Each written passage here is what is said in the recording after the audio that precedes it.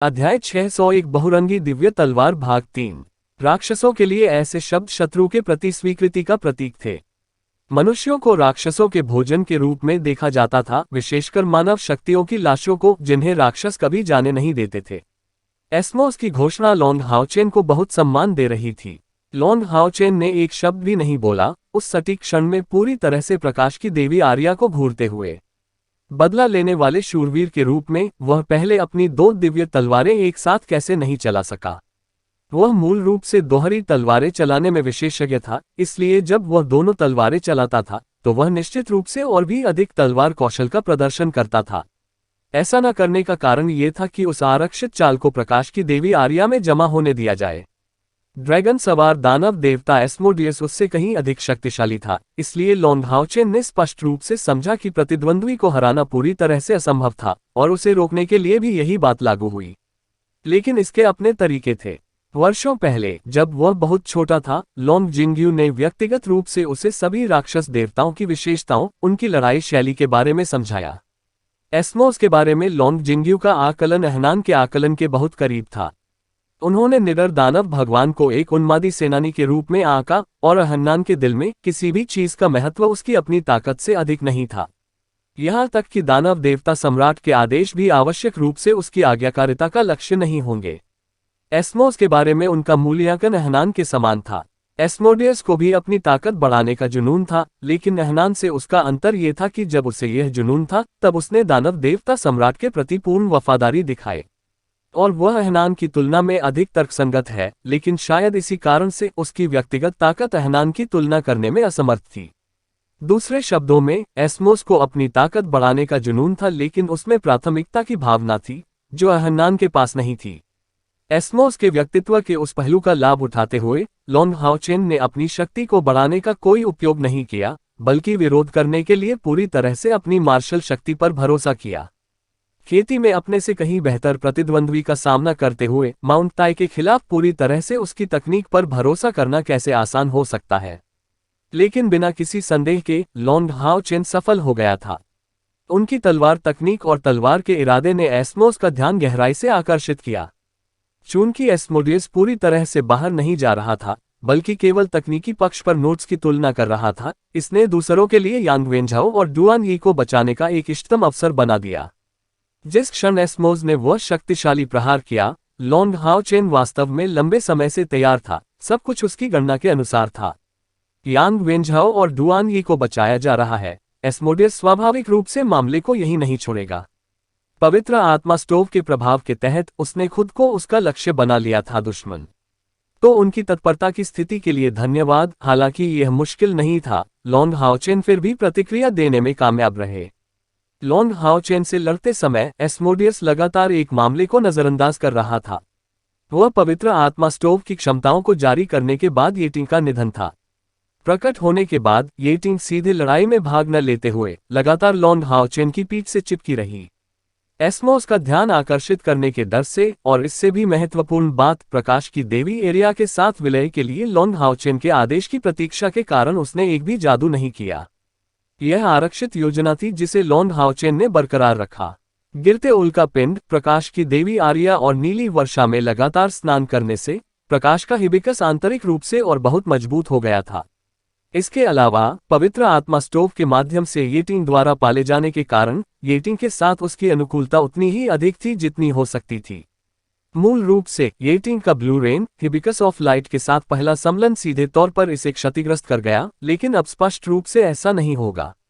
Long हाओचेन की तलवार के इरादे के लिए प्रकाश की देवी एरिया सब से उपयुक्त थी और येटिंग केवल एक दिव्य तलवार के साथ जुड़ने में सक्षम था, इसलिए उसने केवल प्रकाश की देवी एरिया का उपयोग करना जारी रखा।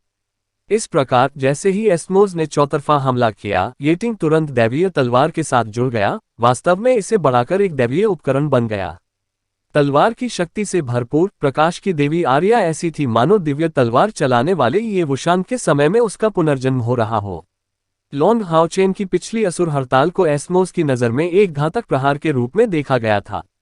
ये देखकर कि लॉन्ग हाओचेन ने उसकी बातों का कोई जवाब नहीं दिया, एस्मोस की निगाहें और भी भारी हो गईं। उसके दोनों हाथों ने उस पाइक को पकड़ लिया जिसे वह आमतौर पर एक हाथ से पकड़ता था। तीनों सिरों पर 6 आंखों से गहरा काला रंग बिखरा हुआ था। उसके हाथ में मौजूद पाइक धीरे धीरे आगे की ओर इशारा कर रहा था, जबकि उसके नुकीले सिरे ने बड़ी मात्रा में काले प्रभामंडल को पकड़ लिया और बाहर भेज दिया। ये किसी और चीज की लपटों से नहीं बना था, बल्कि पाइक पूरी तरह से स्याही की तरह काला हो गया था। इसका तीक्ष्ण बिंदु लॉन्ग हाओचेन पर लक्षित था और अतुलनीय हत्या के इरादे के साथ मिलकर भयानक लड़ाई का इरादा दोनों के बीच की जगह को खराब कर रहा था। लॉन्ग हाओचेन अभी भी अपने हाथ में दिव्य तलवार को देख रहा था और लापरवाही से कह रहा था, एस्मोस, दानव देवता सम्राट को बताना याद रखे कि मैं दानव क्षेत्र में उसका इंतजार करूंगा। राक्षस जाति मरेगी या मैं मरूंगा। मैं वह लॉन्ग हाओचेन हूं जिसे आप हमेशा से ढूंढते रहे हैं। मूल रूप से अत्यधिक केंद्रित एस्मोडियस ये सुनकर तुरंत चौंक गया। अगले ही पल में लॉन्ग हाओचेन के शरीर से अचानक एक गहरी बैंगनी सोने की परत निकल गई। ये बैंगनी रंग का सोना था और तुरंत प्रकाश की देवी आर्या में डाला गया। फिर लॉन्ग हाओचेन की तलवार लहराई गई, जो उसके खिलाफ बिना किसी बाधा के चल रही थी।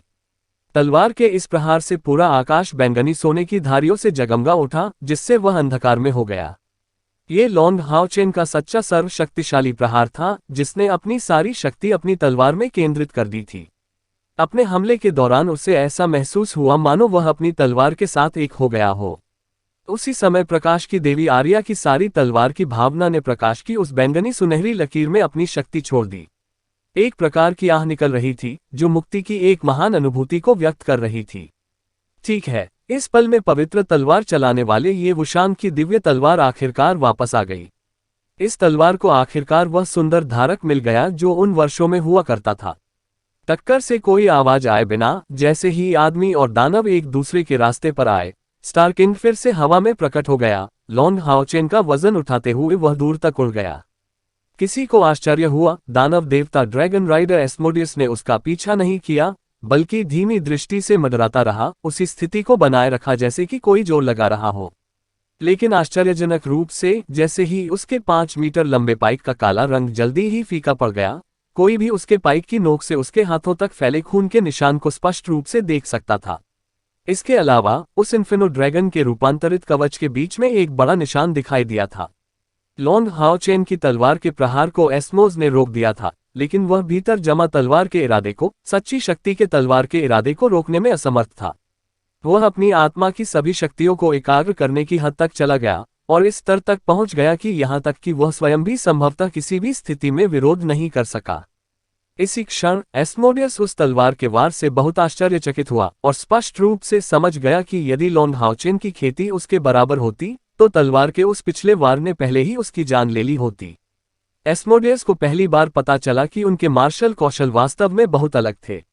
उस कमजोर प्रतिद्वंद्वी ने केवल अपनी तलवार के इरादे पर भरोसा करते हुए उसे घायल कर दिया। वह जो हमेशा मानता था कि शीर्ष 12 में से एक राक्षस देवता के खिलाफ द्वंद्व में जरूरी नहीं कि वह भी हार जाए। लेकिन अब उसे वास्तव में यकीन हो गया था कि उसके और सबसे शक्तिशाली विरोधियों के बीच वास्तव में एक अंतर था। पाइक को पुनः प्राप्त करते समय एस्मोस के 3 सिर थोड़े हिल गए। बैल और मने का सिर अनजाने में बीच में मानव सिर की ओर समान दिखने लगा। मानव सिर ने गहरी सांस लेते हुए जोर से कहा, लॉन्ग हाओचेन बॉस, क्या हमें उसके पीछे जाना चाहिए? यदि हम दानव देव स्तंभ को सक्रिय करते हैं तो उस युवा का हमारे लिए कोई मुकाबला नहीं है। बैल के मुखिया ने सख्ती से पूछा। मानव ने सिर हिलाया, हम इसका पीछा नहीं करेंगे। आपके पास महामहिम के आदेश भूल गए। यदि हमारा सामना लॉन्ग हाओचेन नाम के एक मानव शूरवीर से होता है या एक बहुसिर वाले जादुई जानवर की सवारी करने वाले मानव शूरवीर से होता है, तो हम अत्यधिक कार्रवाई नहीं कर सकते हैं। जाने दो, महामहिम के पास निश्चित रूप से उससे निपटाने के अपने तरीके हैं। मेमने के सिर की आंखें बंद थीं। मुखिया जी, मुझे लगता है कि हमें थोड़ी देर के लिए एकांत में जाना चाहिए। एक सोर्सिस्ट माउंटेन दर्रे पर पहुंचने के बाद हम अस्थायी रूप से लड़ाई में भाग नहीं लेंगे। मानव ने सिर हिलाया, मुझे भी ऐसा लगता है। मेरे सामने एक रास्ता है। आशा करते हैं कि हमें भविष्य में इस इंसान से हाथ मिलाने का एक और मौका मिलेगा। जैसा कि उसने कहा था, एस्मोस ने अपने पाइक को पुनः प्राप्त कर लिया और उसका कवच जल्दी से भंग हो गया, इन्फिनो ड्रैगन के रूप में वापस आ गया। हालांकि इस इन्फिनो ड्रैगन को अब एक लंबा घाव हो गया था। एस्मोस को नहीं पता था कि जैसे ही लॉन्ग हाओचेन स्टारकिन की सवारी कर रहा था, उसके सोने के पिघले हुए कवच के मुखौटे पर एक और खून निकला था। एस्मोस के खिलाफ उसकी लड़ाई एक साधारण टकराव की तरह लग रही थी, लेकिन व्यवहार में उसे बड़े पैमाने पर खर्च करने की आवश्यकता थी। धन की मात्रा, मानसिक और शारीरिक प्रयास, दुश्मन का दबाव वास्तव में बहुत भयानक था। उदाहरण के लिए, बस इतनी निरंतर सतर्कता की स्थिति में रहना, उस स्थिति में तैयार रहना जब एस्मोस ने अपने दानव देवता स्तंभ की शक्ति उधार ली या दानव देवीकरण मोड में प्रवेश किया। उस स्थिति में उसके पास तुरंत दूसरों के पीछे जाने और टॉवर ऑफ इटर्निटी की टेलीपोर्टेशन क्षमता को कास्ट करने के अलावा कोई विकल्प नहीं होगा। सौभाग्य से, भले ही उसे यह पता नहीं था, एस्मोडियस अभी भी उसका पीछा करने के बजाय शांति से अपनी तलवार पर विचार कर रहा था। अपनी टीम से मिलने के बाद फ्लाइंग स्टार किंग जल्द ही राक्षस सेना के ऊपर से गुजर गया, जो आगे बढ़ गई। अपने इन्फेनो ड्रैगन की पीठ पर सवार होकर एस्मोस ने दूर स्थित लॉन्ग हाओचेन को देखा। उसकी सभी आंखों में ध्यानमग्न भाव थे। तलवार की बिजली का वह क्षण उसकी यादों में गहराई से अंकित हो गया था और उसके मन में धीरे धीरे एहसास की लहर पैदा हो गई थी। लॉन्ग हाओचेन को कम ही पता था कि एस्मोस के खिलाफ अपनी लड़ाई के कारण ये ड्रैगन राइडर दानव भगवान थोड़े समय बाद नाटकीय रूप से अपनी ताकत बढ़ाएगा और दानव देवताओं के शीर्ष 24 में प्रवेश करेगा। अध्याय 602 दानव देव सम्राट की मानसिक खोज भाग 1।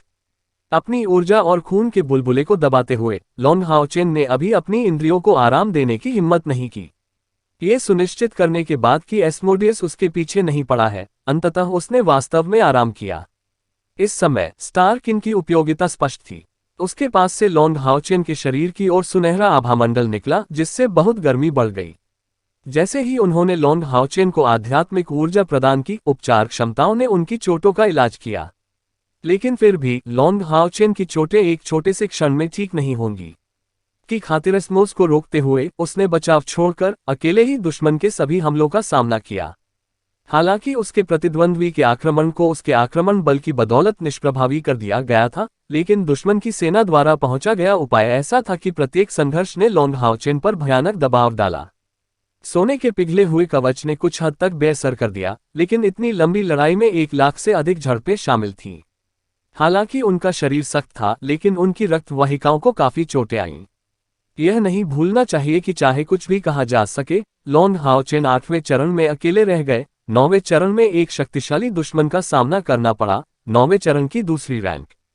तुलनीय कौशल के साथ भी उसी स्थिति में कोई अन्य व्यक्ति ऐसी शक्तिशाली आध्यात्मिक ऊर्जा वाले प्रतिद्वंद्वी द्वारा पहले ही टुकड़े टुकड़े कर दिया गया होता। हाओयू के साथ अपने रिश्ते के कारण लॉन्ग हाओचेन की बाहरी आध्यात्मिक ऊर्जा आम लोगों की तुलना में कहीं बेहतर थी। यही कारण है कि वह विरोध करने में कामयाब रहे, यहाँ तक कि प्रतिद्वंद्वी को घायल कर दिया और एस्मोडियस को बहुत डरा दिया।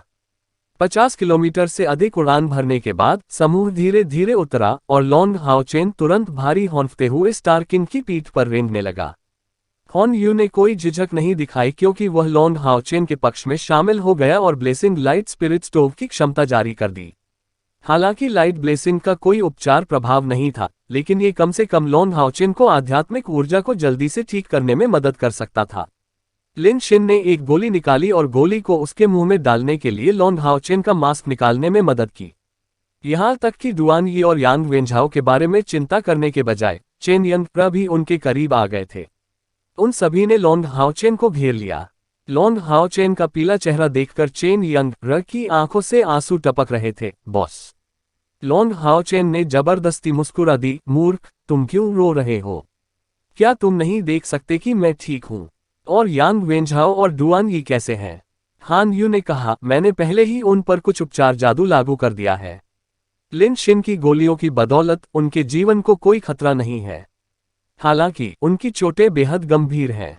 ठीक होने से पहले उन्हें कुछ समय तक देखभाल की आवश्यकता होगी। संयोग से कोई अंतिम चोट नहीं है।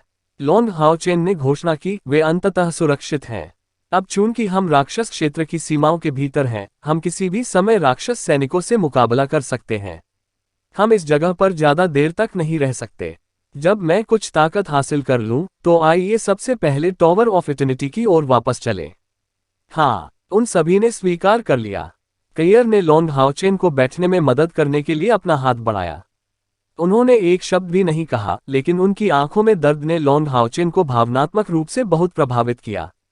अपने छोटे से हाथ को छूकर उसने लॉन्ग हाओचेन के शरीर में दर्द को दबा दिया और मुस्कुराते हुए चेहरे के साथ अपनी आंखें बंद कर लीं, जिससे उसकी आंतरिक आध्यात्मिक ऊर्जा उसके क्षतिग्रस्त शारीरिक चैनलों को बहाल कर सकी। के प्रभाव के साथ प्रकाश आध्यात्मिक स्टोव का आशीर्वाद, उनकी आध्यात्मिक ऊर्जा बहुत जल्दी ठीक हो गई। यहाँ तक कि उसके सोने के पिघले हुए कवच में संग्रहित आध्यात्मिक ऊर्जा भी मजबूती से पुनः प्राप्त हो गई। अन्य लोग बहुत सचेत होकर एक घेरे में बैठ गए और चेन यंग, एर यांग वेंझाओ वाई डुआन यिन की देखभाल करने गए। जबकि झांग फैंग फैंग निगरानी कर रहे थे, बाकी सभी लोग लॉन्ग हाओचेन के पक्ष की रक्षा कर रहे थे। आधे घंटे बाद लॉन्ग हाओचेन के चेहरे पर अंततः कुछ शक्ति आ गई।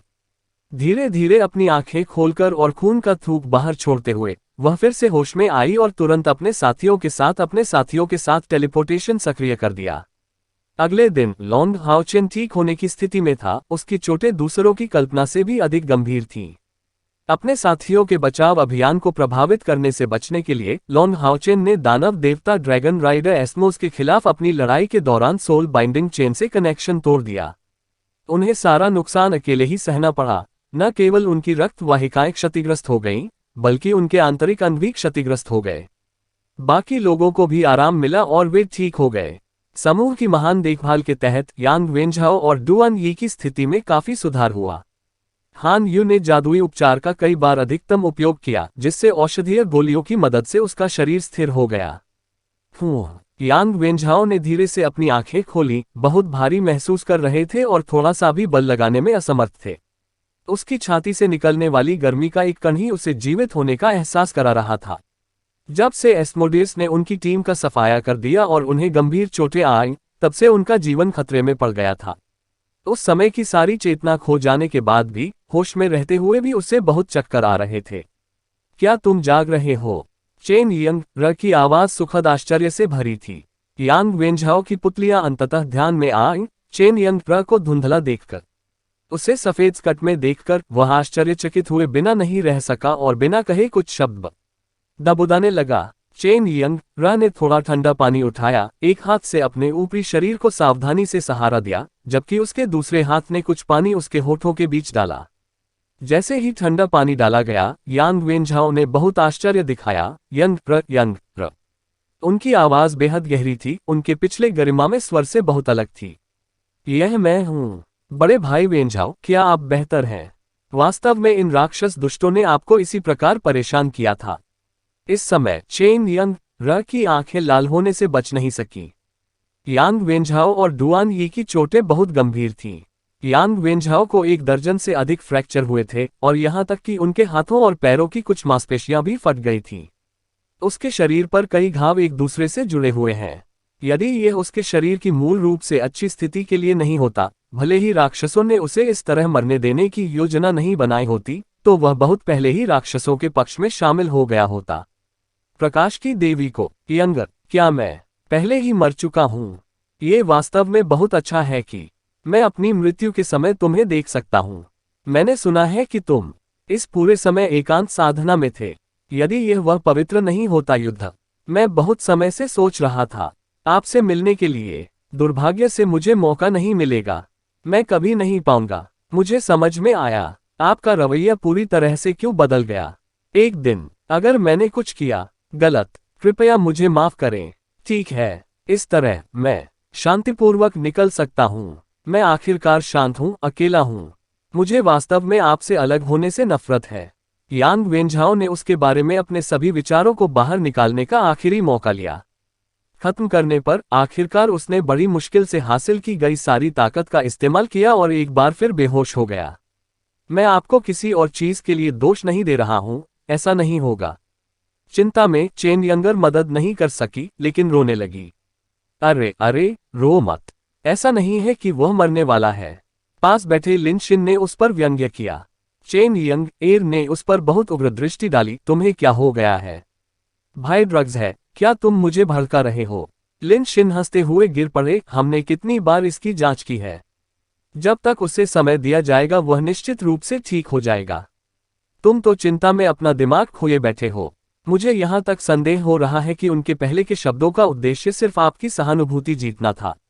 धिक्कार है, उसे इस तरह चोट लगी है और वह अभी भी जानबूझकर कार्रवाई करेगा। क्या आपके पास भी दिल है? चेन यंग र गुस्से से भड़क उठी। अच्छा, आप जीत गए हैं, अपने शोर से सभी को परेशान करना बंद करें। वह जानबूझकर नहीं था, ठीक है। प्यार में पड़ी लड़की बहुत डरावनी चीज होती है। लिन शिन ने तुरंत खुशी से हंसते हुए आत्मसमर्पण में हाथ उठाया। चेन यंग रा ने कहा, बस रुकिए, जब हम सिस्टर ली शिन से मिलेंगे तो मैं अपनी सारी शिकायतें दर्ज करा दूंगी। ये याद करते हुए कि यांग वेंझाओ खतरे से बाहर थी, उसके आंसू स्वाभाविक रूप से बह निकले, लेकिन उसने अभी भी अपने ऊपरी शरीर को पकड़ रखा था। अतीत की विभिन्न यादों को याद करते हुए उसकी आंखें गर्माहट से भर गईं। ठीक इसी समय लॉन्ग हाओचेन, जो खेती के बीच में था, ने अपनी आंखें चौड़ी की। तुरंत उसके बगल में खड़े कय्यर का ध्यान आकर्षित किया, जिसने उसकी ओर देखा और पूछा, आप कैसे हैं? लॉन्ग हाओचेन ने जवाब में मुस्कुराते हुए कहा, चिंता मत करो, मैं बुनियादी तौर पर ठीक हूँ। चोटों ने मेरी कुछ ऊर्जा छीन ली, लेकिन थोड़ा ठीक होने के बाद ये वापस आ जाएगी। प्रकाश के देवता के रूप में उनकी संरचना के साथ कोई भी प्रकाश जादू उनके शरीर में प्रकाश के शुद्ध सार की आत्मचिकित्सा के समान प्रभावी नहीं था। दिन रात के काम से उनके सभी चैनल वापस पटरी पर आ गए। उनका शरीर बहुत तेजी से ठीक भी हो रहा था। कय्यर लॉन्ग हाओचेन के करीब बैठ गया, उससे चिपक गया और उसका हाथ पकड़कर धीरे से पूछा, हाओचेन, क्या तुम्हें पता है कि अपनी यादें खोने के बाद मुझे कब तुमसे प्यार हो गया था? लॉन्ग हाओचेन ने अपना सिर हिलाया, अपने दूसरे हाथ से उसके सिर को सहलाया। कय्यर ने आवाज में जवाब दिया, नरम, ये वैसा ही था जैसे पवित्र युद्ध शुरू हो गया था, जब हम अलग होने की कगार पर थे। उन दिनों वे मेरे लिए भोजन तैयार कर रहे थे, सूप रम कर रहे थे और मेरी रक्षा कर रहे थे। जब तुमने मेरी देखभाल की थी तो मैं तुम्हारा वह रूप कभी नहीं भूलूंगा। अपनी यादें खोने के बाद मैं बहुत दुविधा में था, लेकिन उन दिनों यह आपका धन्यवाद था कि मेरा दिल स्थिर हो गया। यदि एक दिन राक्षस एलायंस को धमकी नहीं देते हैं तो मैं आपके साथ एक प्राकृतिक वातावरण में, वनस्पति से समृद्ध क्षेत्र में, कुछ छोटे लकड़ी के घरों के साथ रहना चाहता हूं, जहां आप भोजन तैयार कर सकते हैं और मैं अपने बच्चों की देखभाल कर सकता हूं। ये बहुत बढ़िया होगा। लॉन्ग हाओचेन का दिल कय्यर के शब्दों पर खींच गया। उसने उसका हाथ अपनी पकड़ से बाहर निकालते हुए उसकी कमर को सहारा दिया और लंबी आंखें दिखाईं, वह दिन जरूर आएगा। यदि हर कोई इच्छुक हो तो हम रहने के लिए एक जगह चुन सकते हैं और वहां एक छोटा सा विला बना सकते हैं। मुझे आपको कुछ भी करने की आवश्यकता नहीं होगी, बस आपको हर समय अपनी ओर देखने देने से ही यह हो जाएगा। हम विभिन्न सब्जियां उगाएंगे, हम लकड़ी के घरों में रहेंगे, हम कुछ जानवर पालेंगे। मैं सूप बनाऊंगी और बच्चों के लिए भोजन बनाऊंगी। दोपहर में मैं बच्चों को तारे देखने के लिए छत पर ले जाऊंगा। मानवता द्वारा लाए गए अंधेरे के बिना उस समय का आकाश बहुत नीला होगा। लॉन्ग हाओचेन की कमर से चिपकते हुए कय्यर ने अपनी आंखें बंद कर लीं। इस बार उसका बेहद खूबसूरत चेहरा खुशी से भर गया। वो दिन जरूर आएगा। कय्यर ने अपनी भावनाओं की पुष्टि करते हुए लॉन्ग हाओचेन के शब्दों को दोहराया। अध्याय 603 दानव देव सम्राट की मानसिक खोज भाग 2। हालांकि उसकी आवाज तेज नहीं थी, आसपास के साथी सब कुछ सुन सकते थे।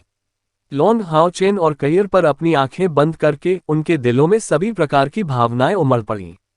यहां तक कि कठोर स्वभाव वाले वांग युवान की आंखें भी लाल होने से खुद को नहीं रोक सकीं। क्या ये दिन जरूर आएगा? राक्षस बहुत बलशाली हैं। एक शीर्षक वाले दानव शिकार दस्ते के सदस्यों के रूप में क्या वे अंततः इतना सुंदर अंत ला सकते थे? शायद वे राक्षसों के विरुद्ध अगली लड़ाई में मर जाएंगे। एक पल के लिए उन्हें लगा जैसे वे डूब रहे हैं, लेकिन उनके दिल उनकी लालसा की भावनाओं से सहमत थे। इस खुशी को अधिक से अधिक मनुष्यों तक पहुंचाने के लिए उन्हें राक्षसों से लड़ना पड़ा। ये संकल्प उनके भीतर दृढ़ता से स्थापित हो गया था। कय्यर की पीठ थपथपाते हुए लॉन्ग हाओचेन ने उसकी मदद की बदौलत खुद को मजबूती से बैठने की स्थिति में खड़ा कर लिया। उठते हुए वह उस खुशी में डूबने के लिए कय्यर को पकड़ने के बारे में सोच रहा था, लेकिन वह ऐसा नहीं कर सका। उसके पास करने के लिए बहुत सारे काम थे। उन्होंने समूह से निम्नलिखित कहा, अब लगभग समय आ गया है। मैं राक्षसों की गतिविधियों का पता लगाऊंगा। जिस समय मैं पुष्टि कर सकता हूं कि दानव देवता सम्राट की पार्टी एक सोर्सिस्ट माउंटेन दर्रे पर आ गई है, हम तुरंत दानव क्षेत्र में चले जाएंगे, जिससे दानव देवता सम्राट को रिहाई के लिए हमारे अनुमानित ठिकाने का पता चल जाएगा।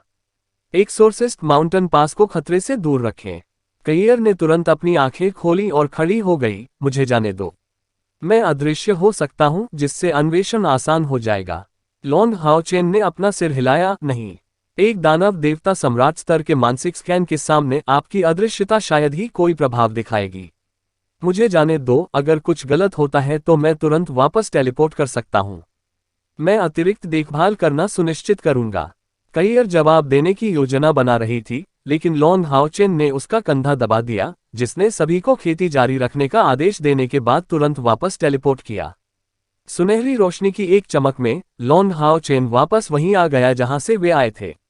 आसपास बिल्कुल खाली रेगिस्तान था। कुछ देर सोचने के बाद लॉन्ग हाओचेन ने एक बड़ा वस्त्र पहनकर अपना सोना पिघला हुआ कवच निकाला। उड़ान से यात्रा किए बिना वह तेजी से एक्सोर्सिस्ट माउंटेन दर्रे की ओर भाग गया। यह उनकी पवित्र आभा की रिहाई को कम करने के लिए था। सोने का पिघला हुआ कवच या उसके स्पिरिट विंग्स दोनों ही बहुत अधिक प्रकाश सार छोड़ेंगे। 1000 मीटर से भी कम दौड़ने के बाद एक जबरदस्त मानसिक शक्ति उस क्षेत्र में छा गई। जैसे ही लॉन्ग हाओचेन इस मानसिक शक्ति से आच्छादित हुआ, उसे लगा कि उसका खून ठंडा हो गया है। उसके भीतर से बैंगनी सुनहरी चमक फूट पड़ी। यह एक प्रोत्साहन था जो हाओयू ने उसे छठा सिर प्राप्त करने के बाद दिया था। कुछ रथों में उसकी ताकत पहले से ही हाओयू की रक्त दमन शक्ति के साथ मिश्रित थी। थोड़ी सी भी झिझक के बिना लॉन्ग हाओचेन ने तुरंत टॉवर ऑफ इटर्निटी को सक्रिय कर दिया और पीली नजर के साथ अंदर लौट आया। उनके जाने से लेकर वापसी तक कुछ ही मिनट बीते थे। लॉन्ग हाओचेन को अचानक वापस आते देख हर कोई हैरान रह गया। ये दानव देव सम्राट है। लॉन्ग हाओचेन ने बिना किसी हिचकिचाहट के कहा, मैं उसकी मानसिक खोज को महसूस कर सकता हूँ। कोई गलती नहीं है, निश्चित रूप से यह वही है। मैं उसकी मानसिक आभा को पहचानता हूँ। कितनी शक्तिशाली मानसिक शक्ति है। यदि उसने ओझा पर्वत दर्रे से ऐसा किया है तो उसकी ताकत वास्तव में बहुत भयानक है। हम वहां से कम 300 किलोमीटर दूर हैं, लेकिन उसकी मानसिक शक्ति बहुत करीब आ गई। वह अप्रतिरोध्य अनुभूति बहुत भयावह थी। लॉन्ग हाओचेन को केवल ऐसा महसूस हुआ मानो किसी सर्वशक्तिमान उपस्थिति ने उसे हिंसक रूप से दबा दिया हो। अब तक उसे अभी भी चक्कर आ रहा हो। उसकी पीली निगाहें देखकर हर कोई नजरें बदलने से खुद को नहीं रोक सका। लॉन्ग हाओचेन को इतनी भारी क्षति पहुंचाने में सक्षम होने के लिए, जिसने पहले ही कई निम्न श्रेणी के राक्षस देवताओं को मार डाला था, अपने दिमाग को केवल कई 100 किलोमीटर की दूरी पर स्कैन करके दानव देवता सम्राट के पास किस तरह की ताकत हो सकती है। हालांकि दानव देवता सम्राट के बारे में उनका मूल्यांकन पहले से ही बहुत ऊंचा था, फिर भी उन्होंने दानव जाति के इस नंबर 1 से कभी हाथ नहीं मिलाया था। अब हर कोई एक दूसरे को निराशा से देखने से खुद को नहीं रोक सका। आश्चर्य से भरा हुआ महसूस कर रहा हूं। तो फिर हमें आगे क्या करना चाहिए, मुखिया? सिमा जियान ने पूछा। लॉन्ग हाओचेन पहले ही शांत हो चुका था और उसने ईमानदारी से उत्तर दिया, बिना देर किए राक्षस क्षेत्र में गहराई तक प्रवेश करें। अभी दानव देव सम्राट का दिमाग स्कैन इतनी लंबी दूरी तक पहुंच सकता है। यह न सोचने के कारण उसने पहले से तैयारी नहीं की और अपनी मानसिक शक्ति से अपनी रक्षा नहीं की। इतनी दूर में भले ही उसे मेरे अस्तित्व का आभास हो गया हो, लेकिन इतने कम समय में वह शायद मुझे पहचान नहीं सका।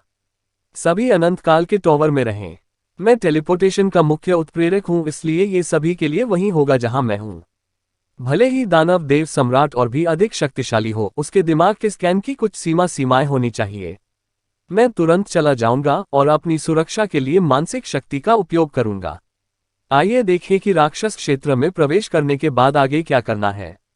जब तक हम इस बाधा को पार कर लेते हैं, हम दानव देवता सम्राट को बता सकते हैं कि हम दानव क्षेत्र में काफी अंदर हैं और उसे वापस वहां लुभा सकते हैं। दरअसल उन्हें टावर ऑफ इटर्निटी में रहने देना और खेती करना सबसे अच्छा तरीका था। दानव देव सम्राट निश्चित रूप से इतने बड़े पैमाने पर माइंड स्कैन लॉन्च करने के लिए काफी ताकत खर्च कर रहा था और स्वाभाविक रूप से इसे स्थायी रूप से लॉन्च नहीं करेगा। जब उसका काम पूरा हो जाए तो आगे बढ़ना चुनना सबसे सुरक्षित था। लेकिन ऐसा नहीं किया जाएगा। क्या होगा यदि दानव देवता सम्राट मेरी अनुपस्थिति के कारण ओझा पर्वत दर्रे पर अपना क्रोध निकालता है? केवल स्लेयर टेम्पल को छोड़कर नाइट टेम्पल को शामिल करने से भी दानव देवता सम्राट की प्रगति को रोका नहीं जा सका। दानव देवता सम्राट का लक्ष्य लॉन्ग हाओचेन और हाओयू थे, इसलिए दानव क्षेत्र में केवल उनकी व्यक्तिगत उपस्थिति ही दानव देवता सम्राट का ध्यान आकर्षित कर सकती थी। बॉस, क्या ये बहुत खतरनाक नहीं है? चेन यंग र ने चिंतित होकर पूछा। लॉन्ग हाओचेन ने उत्तर दिया, कोई समस्या नहीं। भले ही दानव देव सम्राट मेरी उपस्थिति की पुष्टि कर दे, जब तक मैं उससे हाथ नहीं मिलाता और तुरंत वापस टेलीपोर्ट नहीं करता, तब तक ज्यादा खतरा नहीं होगा। यदि यह सिर्फ मैं हूं, तो मैं पहले से ही तुरंत टावर ऑफ इटर्निटी पर टेलीपोर्ट कर सकता हूं। यहां शांति से खेती करो, मैं ठीक हो जाऊंगा। गठबंधन की खातिर मैं बेहद सावधान रहूंगा। किसी ने भी उसे मनाने की कोशिश नहीं की, क्योंकि लॉन्ग हाओचेन हमेशा मामलों को विश्वसनीय ढंग से संभालता था और बहुत कम असुरक्षित निर्णय लेता था। वह पहले ही अनगिनत मिशनों पर इसका परीक्षण कर चुका था। हालांकि हर कोई उनकी सुरक्षा को लेकर चिंतित था, लेकिन उनके मन में उनके प्रति गहरा विश्वास भी था। सुनहरी रोशनी की एक चमक में लॉन्ग हाओचेन ने एक बार फिर टेलीपोर्ट किया। इस बार अपने पूरे शरीर को अपनी मानसिक शक्ति की सुरक्षा से ढक लिया। शिंगमो डालू की ओर एक कदम उठाने के तुरंत बाद वह तुरंत विपरीत दिशा में भाग गया और राक्षस क्षेत्र में अपना रास्ता बना लिया। ऐसी उन्हें मानसिक शक्ति में प्रतिस्पर्धा करनी होती तो लॉन्ग हाओचेन दानव देवता सम्राट के प्रतिद्वंद्वी होने से परे थे, लेकिन वह अपनी मानसिक शक्ति का उपयोग केवल अपने शरीर की रक्षा के लिए कर रहा था। इतनी दूरी पर दानव देवता सम्राट के मन में उसके बारे में जागरूकता बहुत मजबूत नहीं होगी। पूरी गति से दौड़ते हुए लॉन्ग हाओचेन ने दानव देवता सम्राट की मानसिक खोज की तीव्रता की डिग्री को समझने की पूरी कोशिश की। बहुत जल्दी वह समझ गया कि कैसे दानव देवता सम्राट अपनी मानसिक स्कैनिंग से चमत्कारिक ढंग से 300 किलोमीटर से अधिक दूर तक पहुंचने में कामयाब रहे। दानव देवता सम्राट की मानसिक स्कैनिंग बहुदिशात्मक नहीं थी, बल्कि केवल एक दिशा में इंगित की गई थी, जैसे क्षैतिज रूप से छोड़ी गई प्रकाश की किरण। इस तरह उसकी मानसिक शक्ति पूरी तरह से एक दिशा में एकत्रित हो जाएगी, जो स्वाभाविक रूप से अन्वेषण के बहुत बड़े दायरे को कवर करेगी। हालांकि फिर भी दानव देवता सम्राट ने लॉन्ग हाओचेन पर जो आतंक फैलाया, उसने उसकी रीढ़ को ठंडा कर दिया, जिससे भविष्य में उसे हराने के लिए उसका आत्मविश्वास थोड़ा हिल गया। हाल के वर्षों में लॉन्ग हाओचेन की ताकत तेज गति से बढ़ रही थी, लेकिन इसी क्षण उसे आश्चर्यजनक रूप से पता चला कि उसके और दानव देवता सम्राट के बीच का अंतर अभी भी आसमान तक था। इसमें कोई आश्चर्य नहीं कि उनके दादाजी ने उन्हें ऐसा मूल्यांकन दिया था। लॉन्ग तियानयिंग ने हाओचेन को पहले बताया था कि वर्तमान युग का दानव देवता सम्राट 6000 साल पहले राक्षसों के वंश के बाद से प्रकट होने वाला सबसे शक्तिशाली था। संभवतः वह सच्ची आध्यात्मिक ऊर्जा की लाखों इकाइयों को भेद कर 9वें चरण के शिखर पर पहुंच गया और 10वें चरण की पौराणिक सीमा तक पहुंचने के करीब पहुंच गया।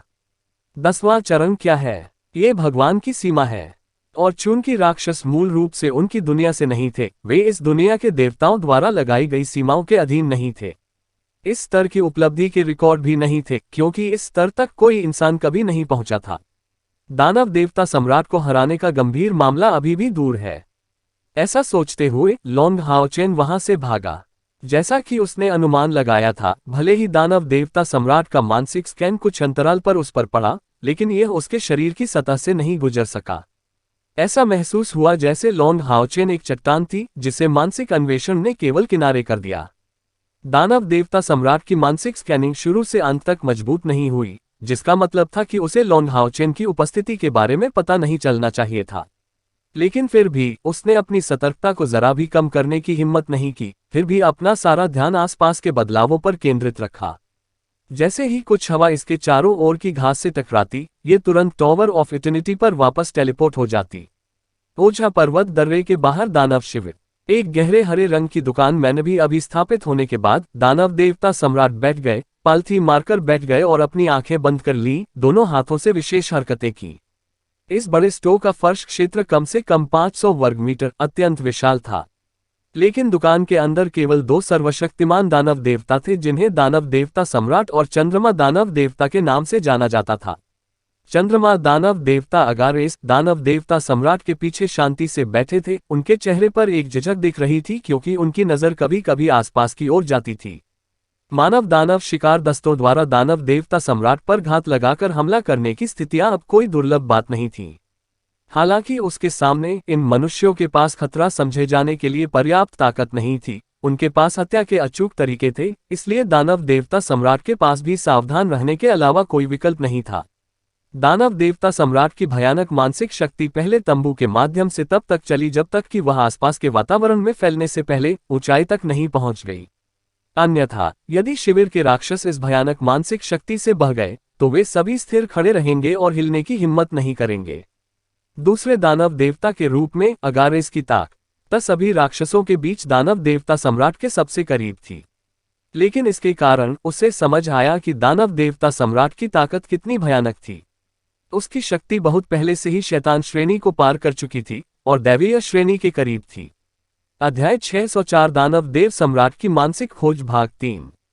उसकी मन की भयानक शक्ति के सामने अगारेस भी कांपने लगा। वह स्पष्ट रूप से समझ गया था कि यद्यपि उसे नंबर 2 दानव देवता कहा जा सकता है, भले ही वासागो, समिनागा और मारबास की सेनाओं को जोड़ दिया जाए, उनमें से 3 निश्चित रूप से दानव देवता सम्राट के लिए कोई मुकाबला नहीं करेंगे। उन मनुष्यों का तो जिक्र ही नहीं जो दानव देवता सम्राट की ताकत का माप नहीं जानते थे। यहाँ तक कि अपनी ओर से दानव देवताओं को भी स्पष्ट रूप से समझ नहीं आया कि उनकी नवीनतम संप्रभुता किस स्तर तक पहुंच गई है। राक्षसों के इतिहास में सबसे शक्तिशाली दानव देवता सम्राट के रूप में ज़्यूफेग के वास्तविक विचार सभी तक फैले हुए थे। अत्यधिक और भयानक मानसिक शक्ति धीरे धीरे फीकी पड़ गई, क्योंकि दानव देवता सम्राट ने धीरे धीरे अपनी आंखें खोली और एक फीकी मुस्कान प्रकट की। महामहिम, क्या आपने कोई खोज की? उसकी अभिव्यक्ति देखकर अगारेस ने तुरंत पूछा। ज़्यूफेई की मुस्कान शांत थी। उन्होंने निंदनीय टिप्पणी की, कितनी बार मुझे आपको ये बताना होगा कि चाहे हम किसी की भी उपस्थिति में हो, आप मुझे चीफ कहते हैं, महामहिम नहीं। हम भाई हैं। अगारेस ने उसे देखकर मुस्कुराया, शिष्टाचार को छोड़ा नहीं जा सकता। नंबर 2 दानव देवता के रूप में मुझे विशेष रूप से उदाहरण को कायम रखना होगा। बॉस की प्रतिष्ठा सदैव सर्वोच्च रहेगी। ज़्यूफेग ने चेहरे पर मुस्कान के साथ अपना सिर हिलाया। तुम्हारा सामना करो, तुम फिर से आओ, फिर जैसा चाहो वैसा करो। ज़्यूफेग को बहुत अच्छे मूड में देखकर अगारेस ने पूछा, क्या आपने कोई खोज की है चीफ? ज़्यूफेग ने सिर हिलाया, ये जूनियर वास्तव में एक चालाक है। निशान दिखने के कुछ ही सेकंड में गायब हो गए। ये टेलीपोर्टेशन कौशल होना चाहिए जिसका बाओ ने उल्लेख किया है। मैं इसकी स्थानिक स्थिति को भी समझने में असमर्थ हूं। मुझे डर है कि यह एक दिव्य टूल क्लास टेलीपोर्टेशन खजाना है। अगारेस ने सिर हिलाया, ये वास्तव में वैसा ही है जैसा तीसरे भाई ने भविष्यवाणी की थी। ऐसा लगता है कि इसे पकड़ना वाकई आसान बात नहीं होगी। एक मजबूत प्रतिद्वंद्वी नहीं, बल्कि एक चालाक प्रतिद्वंद्वी। दानव देवता सम्राट ने घृणा और हताशा के 11 रहस्य प्रकट किए। कितनी शर्म की बात है। शर्म। अगारेस ने शियुफेन की ओर कुछ शून्यता से देखा। बॉस, मुझे ऐसा क्यों लग रहा है कि आप वास्तव में इस इंसान को मारना नहीं चाहते हैं? जैसे ही ज़्यूफेंग ने अपना सिर हिलाया तो उसकी आंखों में अकेलेपन की झलक दिखी। तो क्या हुआ अगर मैं उसे मारना नहीं चाहता? मुझे अभी भी उसे मारना बाकी है। हमारी महान जाति की समृद्धि की तुलना में जो केवल एक व्यक्ति है, भले ही वह व्यक्ति बाओ हो, उसे भी उसे मारना होगा। इस बिंदु पर पहुंचकर उसकी भौहें ऊपर उठ गईं। उसके खूबसूरत चेहरे पर एक ठंडी मुस्कान दिखाई देने लगी। ये बुरे इंसान कमीने अभी भी वास्तव में मेरे लिए सम्मान दिखा रहे हैं। 3 दानव शिकार दस्ते हमारे चारों ओर स्टैंड बाय पर तैनात हैं। सभी 200,000 आध्यात्मिक ऊर्जा इकाइयों से अधिक सदस्यों से बने हैं। क्या वे डरते हैं कि हम एक्सोर्सिस्ट माउंटेन पास के खिलाफ कार्रवाई करेंगे? लेकिन उन्हें कैसे पता चला कि एक्सोर्सिस्ट माउंटेन पास मेरी नज़र में है? अगारेस की आंखें चमक उठीं। क्या आप चाहते हैं कि मैं जाकर उन्हें सबक सिखाऊं, चीफ? ज़्यूफेग ने अपना सिर हिलाया, कोई जरूरत नहीं है।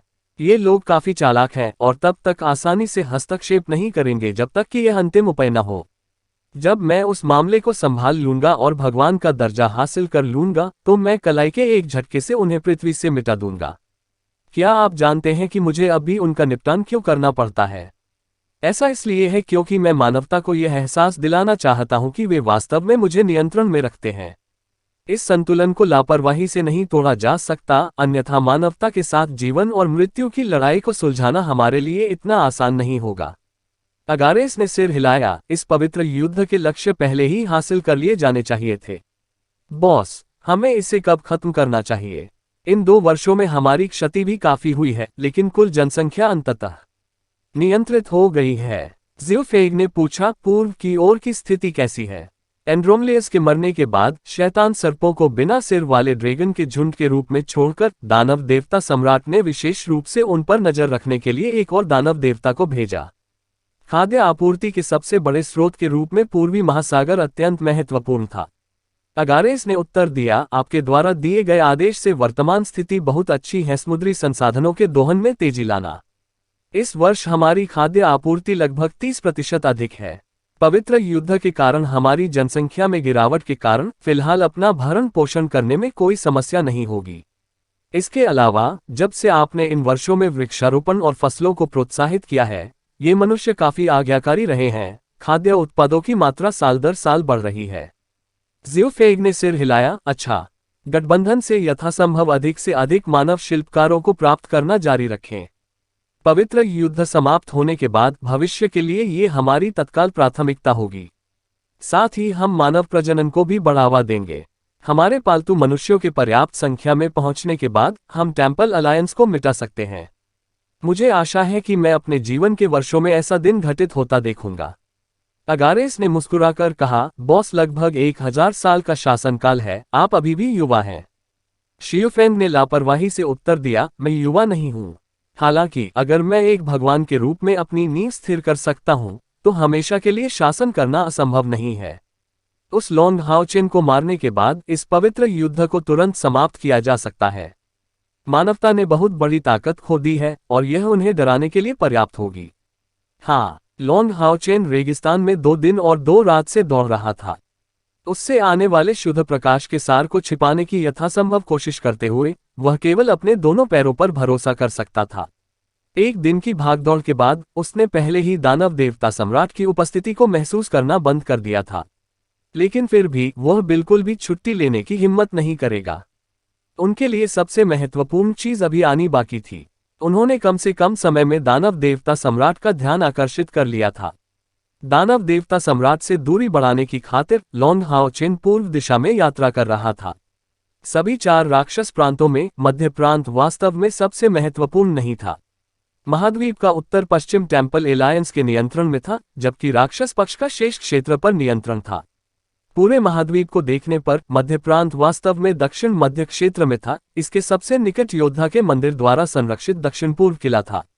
एक सोर्सेस्ट माउंटेन दर्रा काफी दूर था, लेकिन राक्षसों ने इतने बड़े क्षेत्र पर कब्जा कर लिया था कि अकेले होने पर लॉन्ग हाओचेन बिना किसी बाधा के आगे बढ़ने में सक्षम था। ऐसी परिस्थितियों में दानव देवता सम्राट शायद ही उसे वास्तव में ढूंढ पाएंगे। पिछले 2 दिनों में ऐसा भी नहीं था कि लॉन्ग हाओचेन आंख मूंद कर दौड़ रहा था। अपने करियर में उन्होंने अपनी अधिकांश आंतरिक चोटों का इलाज करके अपनी आंतरिक आध्यात्मिक ऊर्जा को उत्तेजित किया। येल प्रांत में प्रवेश करने पर उन्हें पहले से ही क्षेत्र में गहरा माना जा सकता था, इसलिए वह अंततः आराम कर सकते थे। अब इससे उन्हें दानव देवता सम्राट का ध्यान आकर्षित करने के लिए शोर मचाने की जरूरत थी। यू ये ने जो नक्शा उसे सौंपा था वह इटर्नल मेलोडी में संग्रहित था। जब उसने उसे खोलकर जांचा तो उसमें न केवल मैदानों और कस्बों को दर्ज किया गया, बल्कि विभिन्न राक्षस कुलों की चौकियों का स्थान भी दर्ज किया गया। लेकिन निस्संदेह पवित्र युद्ध पर विचार करने के अलावा वर्तमान स्थिति कुछ हद तक बदल जानी चाहिए थी। येल प्रांत एक सुविधाजनक स्थान पर था। इसकी राजधानी येल शहर मुख्य सड़क के बीच में थी।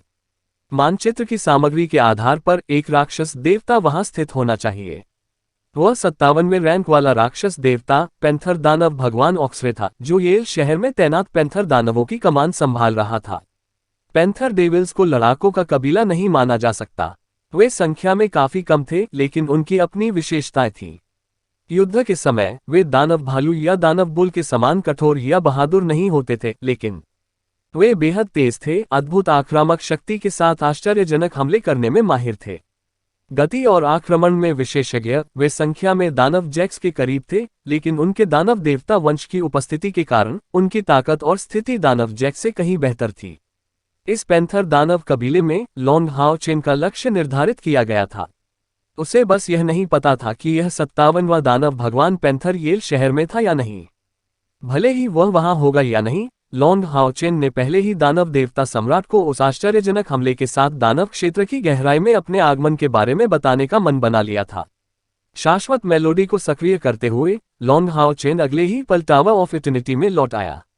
डिम ग्लिमर ऑफ होप के सदस्य, जो सभी एक ही स्थान पर खेती कर रहे थे, लॉन्ग हाओचेन की वापसी पर तुरंत खेती की स्थिति से जाग गए। हाओचेन, आप कैसे हैं? कहियर आगे बढ़ा और पूछने वाला पहला व्यक्ति था। अन्य लोग भी आसपास एकत्र हो गए, लेकिन केवल यांग वेंझाओ और डुआन ये अभी भी जमीन पर पड़े हुए थे। हालांकि ये दोनों जाग नहीं रहे थे। 2 दिनों की देखभाल और उपचार प्राप्त करने के बाद वे कम से कम एक बार में होश नहीं खोएंगे। लॉन्ग हाओचेन ने उत्तर दिया, मैं पहले ही राक्षस क्षेत्र में गहराई तक प्रवेश कर चुका हूं और वर्तमान समय में मैं पहले से ही येल प्रांत में हूं। सभी लोग तैयार रहें, मैं हमें येल प्रांत के उत्तर में येल शहर से लगभग 200 किलोमीटर दूर टेलीपोर्ट करूंगा, जो हमारा पहला उद्देश्य होगा। हम 2 घंटे बाद निकल जाएंगे। हालांकि यात्रा के ये 2 दिन ठीक होने के लिए पर्याप्त थे, लेकिन उसका मन काफी थका हुआ था। आखिरकार उसने अत्यधिक सतर्कता की स्थिति में यात्रा की थी, और इससे पहले कि वह आगे बढ़े उसे कुछ आराम की जरूरत थी आगे बढ़ना। उन सभी ने एक के बाद एक सिर हिलाया। लॉन्ग हाओचेन को सुरक्षित लौटते देखना पहले से ही इस बात का सबूत था कि वह दानव देवता सम्राट से बच गया था। एक बार फिर से राक्षसों के इलाके में जाकर हमला करना, वे कैसे उत्साहित नहीं हो सकते थे। उनमें से प्रत्येक पहले से ही कार्य करने के लिए उत्सुक थे। लॉन्ग हाओचेन यांग वेंझाओ और डुआन यी के सामने झुक गए। भाई यांग, भाई डुआन, आपकी चोटें कैसी हैं? क्या आप बेहतर महसूस कर रहे हैं? लॉन्ग हाओचेन, यांग वेंझाओ और डुआन यी को देखकर उनके दिल हर तरह की भावनाओं से भर गए। ड्रैगन सवार दानव देवता एस्मोस से पराजित होने के बाद उन्होंने नहीं सोचा था कि उन्हें जीवित रहने का मौका मिलेगा, और उन्हें उम्मीद थी कि नाइट टेम्पल में उनके सबसे बड़े प्रतिद्वंद्वी द्वारा उन्हें और भी कम बचाया जाएगा। उन वर्षों में वापस जाएं, जब हर कोई दानव हत्यारे बनने के लिए परीक्षा पास कर रहा था। लॉन्ग हाओचेन की खेती अभी भी उन दोनों से बहुत दूर थी। समय बीतने के बाद, हालांकि वे भी कुछ समय तक उनसे नहीं मिले थे, लेकिन वे उनकी पिछली उपलब्धियों को बहुत स्पष्ट रूप से समझते थे। वह मानव जाति के इतिहास में दानव देवता स्तंभ को नष्ट करने वाले पहले व्यक्ति थे। दानव देवता सम्राट ने एक पवित्र युद्ध शुरू किया था, जो अभी भी गठबंधन द्वारा समर्थित था। एक राक्षस देवता का हत्यारा। इनमें से प्रत्येक उपलब्धि काफी चौंका देने वाली थी, किसी से पीछे नहीं।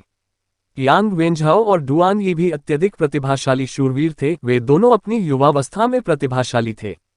यदि वे पिछली पीढ़ियों में होते तो वे निश्चित रूप से गठबंधन के सबसे मूल्यवान पोषण लक्ष्य होते।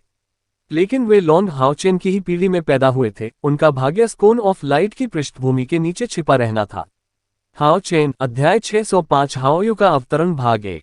हाओचेन, इस नाम को पुकारने से ही यांग वेंझाओ की आवाज भावनाओं से कांप रही थी। एक पल के लिए स्तब्ध होकर वह अपने अंदर बह रही असंख्य भावनाओं के बीच अपना सिर नीचे किए बिना नहीं रह सका, और सीधे उस खूबसूरत चेहरे को देखने को तैयार नहीं था। यांग वेंझाओ, हान यू और लॉन्ग हाओचेन सभी नाइट टेम्पल के उच्च अधिकारियों के बच्चे थे। बचपन में अपनी मां के साथ रहने के कारण लॉन्ग हाओचेन का भाग्य स्वाभाविक रूप से अन्य दो से बिल्कुल अलग था। और यांग वेंझाओ और हान यू के पास क्या था कि वह अहंकारी नहीं था। नाइट टेम्पल 6 महान मंदिरों का नेता होने के नाते, और उनके परिवार स्वाभाविक रूप से प्रतिभाशाली थे, उन्हें अपनी हड्डियों पर गहरा गर्व था। यही कारण है कि यांग वेंझाओ ने अनजाने में चेन यंग र को भी नार ज कर दिया था, जबकि हान यू को कुचलने का सामना करना पड़ा था। डेमन स्लेयर चयन प्रतियोगिता की प्रारंभिक प्रतियोगिता में लॉन्ग हाओचेन के खिलाफ हार। इन दोनों के गौरव में अंतर ये था कि हान यू का प्रदर्शन अधिक स्पष्ट था। यही कारण है कि इसका परिणाम पहले ही भुगतना पड़ा। यांग वेंझाओ बहुत अधिक स्थिर टेम्पल अलायंस के नेता के पोते के रूप में उन्हें टेम्पल अलायंस का नंबर 1 राजकुमार कहना अतिशयोक्ति नहीं होगी। लेकिन उन्होंने कभी भी उस स्थिति पर भरोसा करके एक सत्तावादी चरित्र नहीं दिखाया, बल्कि एक दिन अपने दादा की महिमा लेने के लिए किसी और की तुलना में अधिक प्रयास किए। यदि लॉन्ग हाओचेन का असाधारण आगमन हुआ तो वह चुपचाप जीवित रहा और विकसित हुआ, संभवतः नाइट टेम्पल का उत्तराधिकारी बन गया। लेकिन लॉन्ग हाओचेन द्वारा लाए गए भारी दबाव के कारण उन्होंने और भी अधिक प्रयास किए। लेकिन लॉन्ग हाओचेन की प्रतिभा वास्तव में उनसे बहुत अधिक थी। इसके अलावा उसकी तुलना में बाद वाले द्वारा किए गए महान प्रयासों के कारण वह केवल खाली हाथ ही देख सकता था, क्योंकि लॉन्ग हाओचेन और उसके बीच का अंतर केवल बढ़ता ही जा रहा था। ये भावना यांग वेंझाओ के दिल का दम घोंट रही थी, जिससे बार बार उसकी भावनाएं अस्थिर हो रही थीं।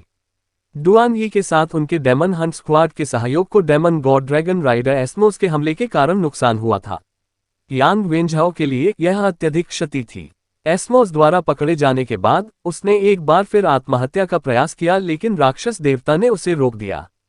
उस समय मुझे पता था कि इसका उपयोग मनोरंजन के लिए किया जाता था। भले ही उसके दानव शिकार दस्ते का विनाश उसकी गलती थी या नहीं, एक कप्तान के रूप में उसके पास एक अपरिवर्तनीय जिम्मेदारी थी। भले ही वह चमत्कारिक ढंग से जीवित बच भी जाए, वह जानता था कि वह हमेशा नाइट टेम्पल के ऊपरी सोपानों में सेंध लगाने में असमर्थ रहेगा। यह उसे हतोत्साहित कैसे नहीं कर सकता। अगर चेन यंग र ने इन 2 दिनों में उसकी देखभाल नहीं की होती तो उसे और भी बुरा लगता। लेकिन चेन यंग र की क्षमा ने उन्हें जीवित रहने का साहस दिया। अब जब उसने लॉन्ग हाओचेन को देखा तो उसके मन में कई भावनाएं मिश्रित हो गईं, लेकिन सबसे अधिक वह अत्यधिक आश्चर्यचकित था। धन्यवाद हाओचेन, मेरी जान बचाने का एहसान हमेशा मेरे दिल में रहेगा। यांग वेंझाओ ने अपनी भावनाओं को समायोजित किया और इन शब्दों को ईमानदारी से कहा। इस समय वह लॉन्ग हाओचेन के साथ प्रतिस्पर्धा करने के लिए पहले ही अपना दिल खो चुका था। चेन यंग र ने उन्हें पहले ही लॉन्ग हाओचेन के पवित्र शूरवीरों के अनंतिम नेता बनने के मामले की जानकारी दे दी थी। तो क्या आप सचमुच 8वें चरण पर पहुंच चुके हैं? यांग वेंझाओ का आभार वास्तव में ईमानदार था। हालांकि वह जानता था कि वह भविष्य में कभी भी लॉन्ग हाओचेन से आगे नहीं निकल पाएगा। इस बार न केवल उसकी जान बच गई, बल्कि वह चेन यंग र के साथ फिर से जुड़ने और उसकी माफी पाने में भी सक्षम हो गया। लॉन्ग हाओचेन ने फीकी मुस्कान दिखाए, आपको यंग र को धन्यवाद देना चाहिए। जब से उसे मालूम हुआ कि तुम पकड़े गए हो, वह प्रतिक्षण बेचैन रहती थी। हम बस सही समय पर उपस्थित होते हैं और इससे अधिक कुछ नहीं। यांग वेंझाओ ने आह भरी, यह मेरी गलती है, मैंने अपने साथियों की संभावनाओं को बर्बाद कर दिया है। यदि मैंने वह रणनीतिक निर्णय नहीं लिया होता तो वह ऑपरेशन नहीं हुआ होता। मेरे पास अपने दादाजी से मिलने या टॉवर पर लौटने का चेहरा नहीं है। दानव शिकार दस्तों के मिशन। हाओचेन, मैं सोच रहा हूं कि जब मेरी चोटें ठीक हो जाएंगी तो मैं यहां से चला जाऊंगा। ये जीवन राक्षसों के विरुद्ध बलिदान किया जाएगा। यह क्या बकवास है? उसके बगल में चेन यंगर उग्र हो गया था, तो आपका जीवन बेकार है।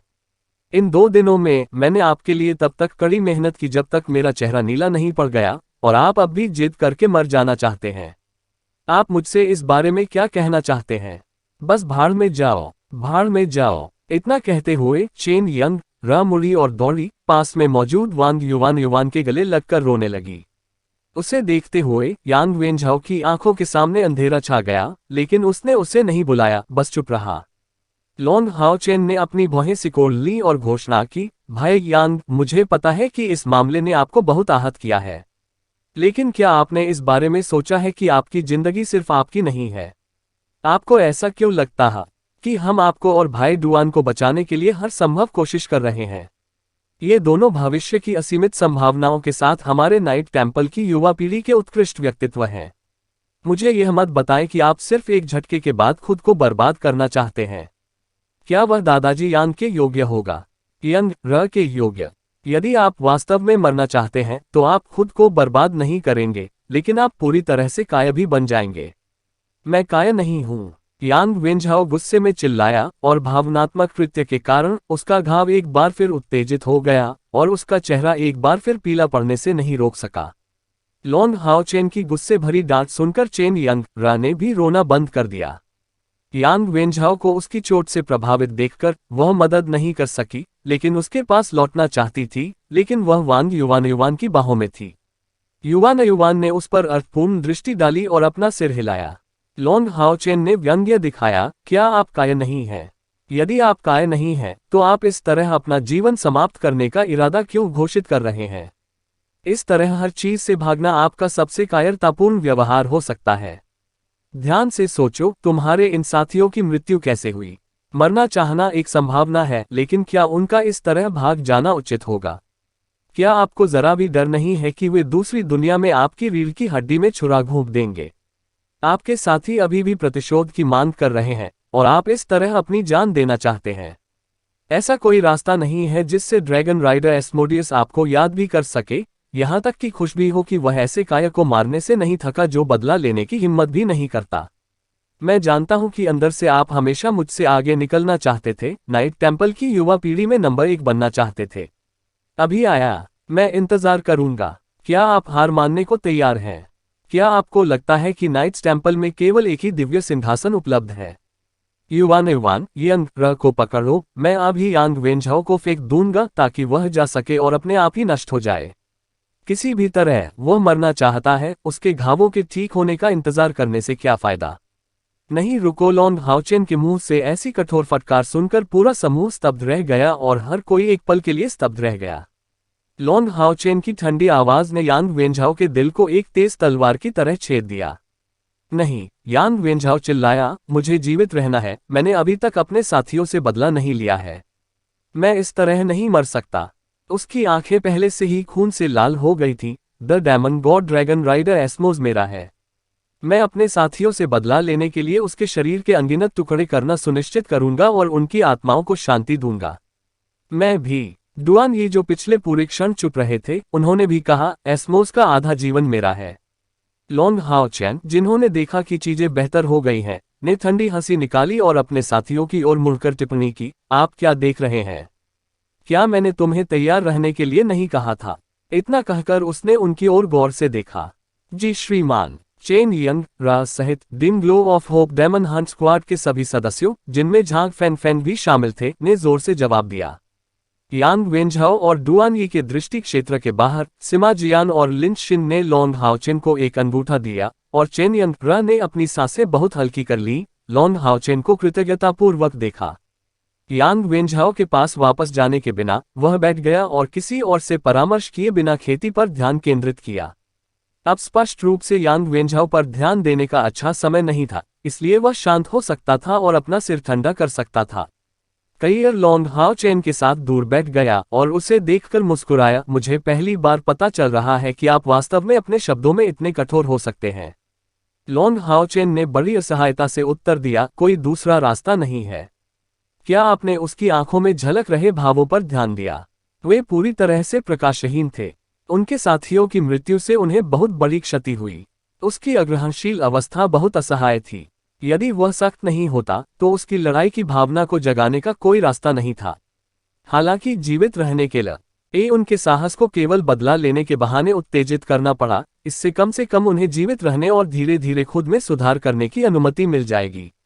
वे मूर्ख नहीं हैं, आपको ये समझ जाना चाहिए। कईयर ने सिर हिलाया, फिर लॉन्ग हाओ चेन की थकी हुई नजर को देखा और कहा, जल्दी करो और आराम करो। क्या हमारे कार्यों में एक पल की भी देरी नहीं की जा सकती? आप बहुत थके हुए हैं। लॉन्ग हाओ चेन ने अपना सिर हिलाया, सवाल से बाहर। हम यहाँ जो भी मिनट बिताते हैं, उसके परदादा को दानव देवता सम्राट के हमलों का सामना करने की अधिक संभावना होती है। हमें जितनी जल्दी हो सके दानव देवता सम्राट को ये बताना चाहिए कि हम पहले से ही उसके क्षेत्र की गहराई में हैं। और इसके अलावा येल शहर में 57वां दानव देवता होगा। ये हमारे लिए बहुत ज्यादा खतरा नहीं होगा। ये कहकर उन्होंने तुरंत अपनी आंखें बंद कर ली और ध्यान करने लगे। हालांकि रवा जानता था कि लॉन्ग हाओ चेन एलायंस और पूरी मानवता के लिए अपना सर्वश्रेष्ठ प्रयास कर रहा था। एक्सोर्सिस्ट माउंटेन पास आखिरकार उसका घर था। लॉन्ग हाओ चेन को इतनी थकी हुई अवस्था में भी ब्रेक लेने से मना करते देख वह निष्क्रिय कैसे रह सकती थी। इस बीच उसने गुप्त रूप से अपने परदादा और अपने माता पिता के लिए प्रार्थना की कि दानव देवता सम्राट को किसी भी तरह से एक्सोर्सिस्ट माउंटेन पास पर हमला नहीं करना चाहिए। अगर उसे पता होता कि केवल शक्तिशाली नायकों से बने 3 दुर्जय दानव शिकार दस्ते उस शिविर की रक्षा कर रहे थे जहां दानव देवता सम्राट तैनात थे, तो वह इतनी घबराई नहीं होती। टेम्पल अलायंस दानव देवता सम्राट के लिए प्रतिबंध कैसे तैयार नहीं कर सकता था? शायद ये 3 संयुक्त दानव शिकार दस्ते अभी भी दानव देवता सम्राट और उसके पक्ष के दानव देवताओं के लिए कोई मुकाबला नहीं कर रहे थे, लेकिन अगर उन्हें दानव देवता सम्राट पर हमला करने के लिए सब कुछ दांव पर लगाना होता, तो यहां तक कि ज़ियूफेन को भी सबसे शक्तिशाली दानव देवता सम्राट के रूप में जाना जाता था। इतिहास को इस पर सावधानी से विचार करना होगा। 2 घंटे बहुत तेजी से बीत गए और जब तक लॉन्ग हाओ चेन ने अपनी आंखें खोली, उसके सभी साथी एक साथ थे। आगे की बात किए बिना लॉन्ग हाओ चेन ने तुरंत कहा, चलो चले। जैसे ही उसने ये कहा, उसकी नजर दूर स्थित यांग वेंझाओ और डुआन यी पर पड़ी। वे अब ध्यान की मुद्रा में थे और स्पष्ट रूप से साधना के माध्यम से अपनी चोटों से उबरना शुरू कर रहे थे। ये निश्चित रूप से एक अच्छी शुरुआत थी। लॉन्ग हाओ चेन ने इटर्नल मेलोडी टेलीपोर्टेशन को सक्रिय करते हुए एक फीकी मुस्कान दिखाई। अध्याय 606 हाओयू का अवतरण भाग 2। सुनहरी रोशनी की झिलमिलाहट में वे येल प्रांत में फिर से प्रकट हुए। लॉन्ग हाओ चेन की साफ आंखें बैंगनी इरादे से चमक उठी और तुरंत बैंगनी रोशनी का एक निशान उसके सामने दिखाई दिया। नर्म बैंगनी आभामंडल ने 10 मीटर से अधिक के व्यास के भीतर आकार लिया, जहां एक विशाल आकृति दिखाई दी। 6 जोड़ी बेहद ठंडी आंखें धीरे धीरे खुली, जिनमें अलग अलग रंग दिखाई दे रहे थे। उसके नीलम रंग के शरीर से एक स्थिर और भयावह आभा निकल रही थी। लॉन्ग हाओ चेन के अलावा अन्य लोग तुरंत उसकी ठंडी निगाहों को देखकर कांप उठे, जो बर्फ के गहरे गड्ढे के बराबर थी।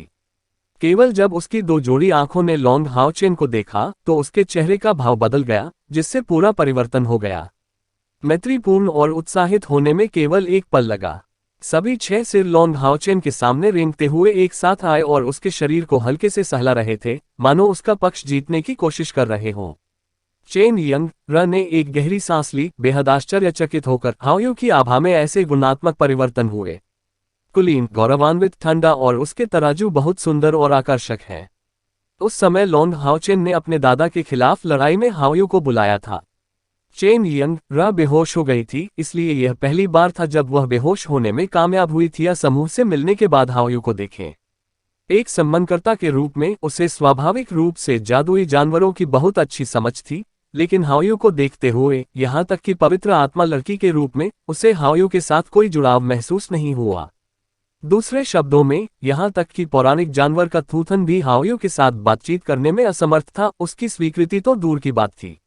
एक जादुई जानवर जिसके साथ पवित्र आत्मा लड़की जुड़ने में असमर्थ है, इसका क्या मत लाभ हो सकता है? इससे भी अधिक, हाओयू की खेती ने अभी 8वें चरण में कदम रखा है, जो अभी भी एक जादुई जानवर के शिखर से बहुत दूर है। हालांकि चेन यंग र को यह अजीब नहीं लगा, भले ही दादाजी हाओयू की सीमाओं को नहीं समझते थे, उसके वर्तमान स्व को तो बिल्कुल भी नहीं। सबसे बढ़कर, हाओयू जितना मजबूत होगा, टीम के लिए उतना ही बेहतर होगा। स्वाभाविक रूप से उस पर कोई बुरा प्रभाव नहीं पड़ा क्योंकि हाओयू ने उस पर ध्यान नहीं दिया। हाओयू के सिर को हल्के से थपथपाते हुए लोंग हाओचेन ने घोषणा की, चलो चले। हाओयू की पीठ पर मेरे पीछे आओ, हर कोई। हान यू ने आश्चर्य से कहा, कैप्टन, मुझे डर है कि इससे हाओयू खुद को बेनकाब कर देगा। हाओयू के नीलम रंग के तराजू बहुत ही स्पष्ट थे, यहाँ तक कि ऊंचाई पर भी सूरज की रोशनी का प्रतिबिंब उन्हें ढूंढना बहुत आसान बना देगा। लोंग हाओचेन ने एक शांत मुस्कान प्रकट की, राक्षसों द्वारा पाया जाना वही है जो हम चाहते हैं, अन्यथा हम दानव देवता सम्राट का ध्यान कैसे आकर्षित कर सकते थे? मुझे डर है कि हमें लंबे समय तक उसके साथ लुका छिपी का खेल खेलना पड़ेगा। ये घोषणा आत्मविश्वास से भरी थी। दानव देवता सम्राट के साथ लुका छिपी खेलना क्या कुछ और अधिक दबंग लग सकता है? 6 सिर होने की स्थिति में विकसित होने के बाद हाओयू का शरीर बढ़ना जारी नहीं रहा, लेकिन इसकी लंबाई पहले से ही 15 मीटर से अधिक थी। लोंग हाओचेन के 8 लोगों के समूह को हाओयू की पीठ पर जरा भी भीड़ महसूस नहीं हुई। हाओयू ने अपने विशाल जोड़े पंखों को फैलाते हुए अपने 6 सिर उठाए। उसके विशाल अंग अचानक जमीन पर पटक गए, जिससे उसका विशाल शरीर हवा में उछल गया। उस पल में, जैसे ही वह उड़ रही थी, उसके पंख तूफान का कारण बन रहे थे। उसकी शानदार नीलम रंग की आकृति लोंग हाओचेन के निर्देशों के तहत दक्षिण की ओर मुंह करके आसमान में उड़ रही थी। हाओयू के उड़ने के तुरंत बाद हरे रंग की रोशनी की एक चमक लिटिल ग्रीन के सिर पर फैल गई, जिसने उसके शरीर के साथ साथ अंदर लोंग हाओचेन के समूह को भी ढक लिया। प्लवन तकनीक सभी वजन को बड़े पैमाने पर हल्का करने में सक्षम।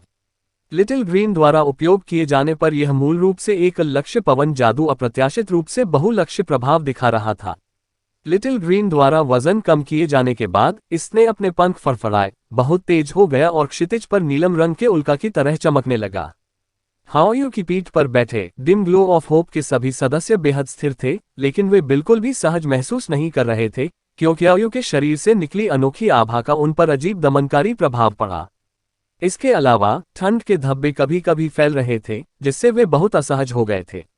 इस तरह की भावना पहले कभी प्रकट नहीं हुई थी, यहाँ तक कि उस समय के आसपास भी जब हाओयू अपने 5 सिरों वाली अवस्था में विकसित हुई थी। कैयर ने लोंग हाओचेन को इस भावना के बारे में बताने में जल्दबाजी की। थोड़ी देर तक विचार करने के बाद उन्होंने निर्णय लिया कि इसका संबंध हाओयू की रक्तरेखा की ताकत से अधिक होना चाहिए। अपना 6ठा सिर पाने के बाद हाओयू की रक्त शक्ति स्पष्ट रूप से काफी बढ़ गई थी। यह इस तथ्य के अलावा सबसे स्पष्ट बड़ा बदलाव था कि उसने अपना 6ठा सिर और साथ ही एक अन्य मौलिक गुण भी प्राप्त कर लिया था। हर किसी की असहज भावनाओं का यही एकमात्र कारण था। फिर भी इस आश्चर्यजनक हमले की खातिर हर कोई इसे सहन ही कर सकता था। इस बीच लोंग हाओचेन ने हर किसी को बहुत अधिक प्रभावित करने से बचने के लिए हाओयू को अपनी रक्त शक्ति और आभा को यथासंभव सीमित कर दिया था। हाओयू की उड़ान की गति बहुत अधिक थी। सबसे पहले लोंग हाओचेन ने सोचा कि उसकी गति निश्चित रूप से स्टार किंग से मेल नहीं खाएगी, लेकिन उसे बहुत जल्दी अपनी गलती का एहसास हुआ। लिटिल ग्रीन के पवन जादू के समर्थन से हाओयू ने केवल तेजी जारी रखी और स्टार किंग के मानक को पूरी तरह से पार कर लिया। कई हजार मीटर की दूरी तय की गई और केवल आधे घंटे में येल शहर पहले से ही उसकी दृष्टि में था। हमारा लक्ष्य येल शहर में डेमन गॉड पैलेस है। हाओयू के उतरने के बाद हम इमारतों को नष्ट करने और अंदर के राक्षसों को मारने के लिए यथासंभव कठिन संघर्ष करेंगे, लेकिन उन्हें दानव देवता महल की सीमा से बाहर नहीं निकलना चाहिए। यंग र लिन शिन, तुम दोनों को हाओयू का साथ नहीं छोड़ना चाहिए। यंग एर, अभी हस्तक्षेप मत करो। यदि दुश्मन कोई बड़ा हमला करता है तो आपका जानवर बुलाने वाला जादू हमारे लिए ए बैकअप बल के रूप में काम करेगा। उन्हें साधारण चेतावनियां देने के बाद लॉन्ग हाओ चेन ने हाओयू की गर्दन थपथपाए और उसे अपने इरादे बताए। नीलम रंग का विशाल पिंड तुरंत एक बैंगनी उल्का में बदल गया, जो तेजी से गिरता हुआ येल शहर की ओर चला गया। प्रत्येक दानव देवता अपने नाम के तहत एक दानव देवता महल बनाने के लिए योग्य था। हालांकि मानदंडों में अंतर है, हर 12 रैंक पर मानदंड एक ग्रेड बढ़ाए जाएंगे। दानव देव सम्राट निस्संदेह सभी दानव देव महलों में सबसे भव्य था।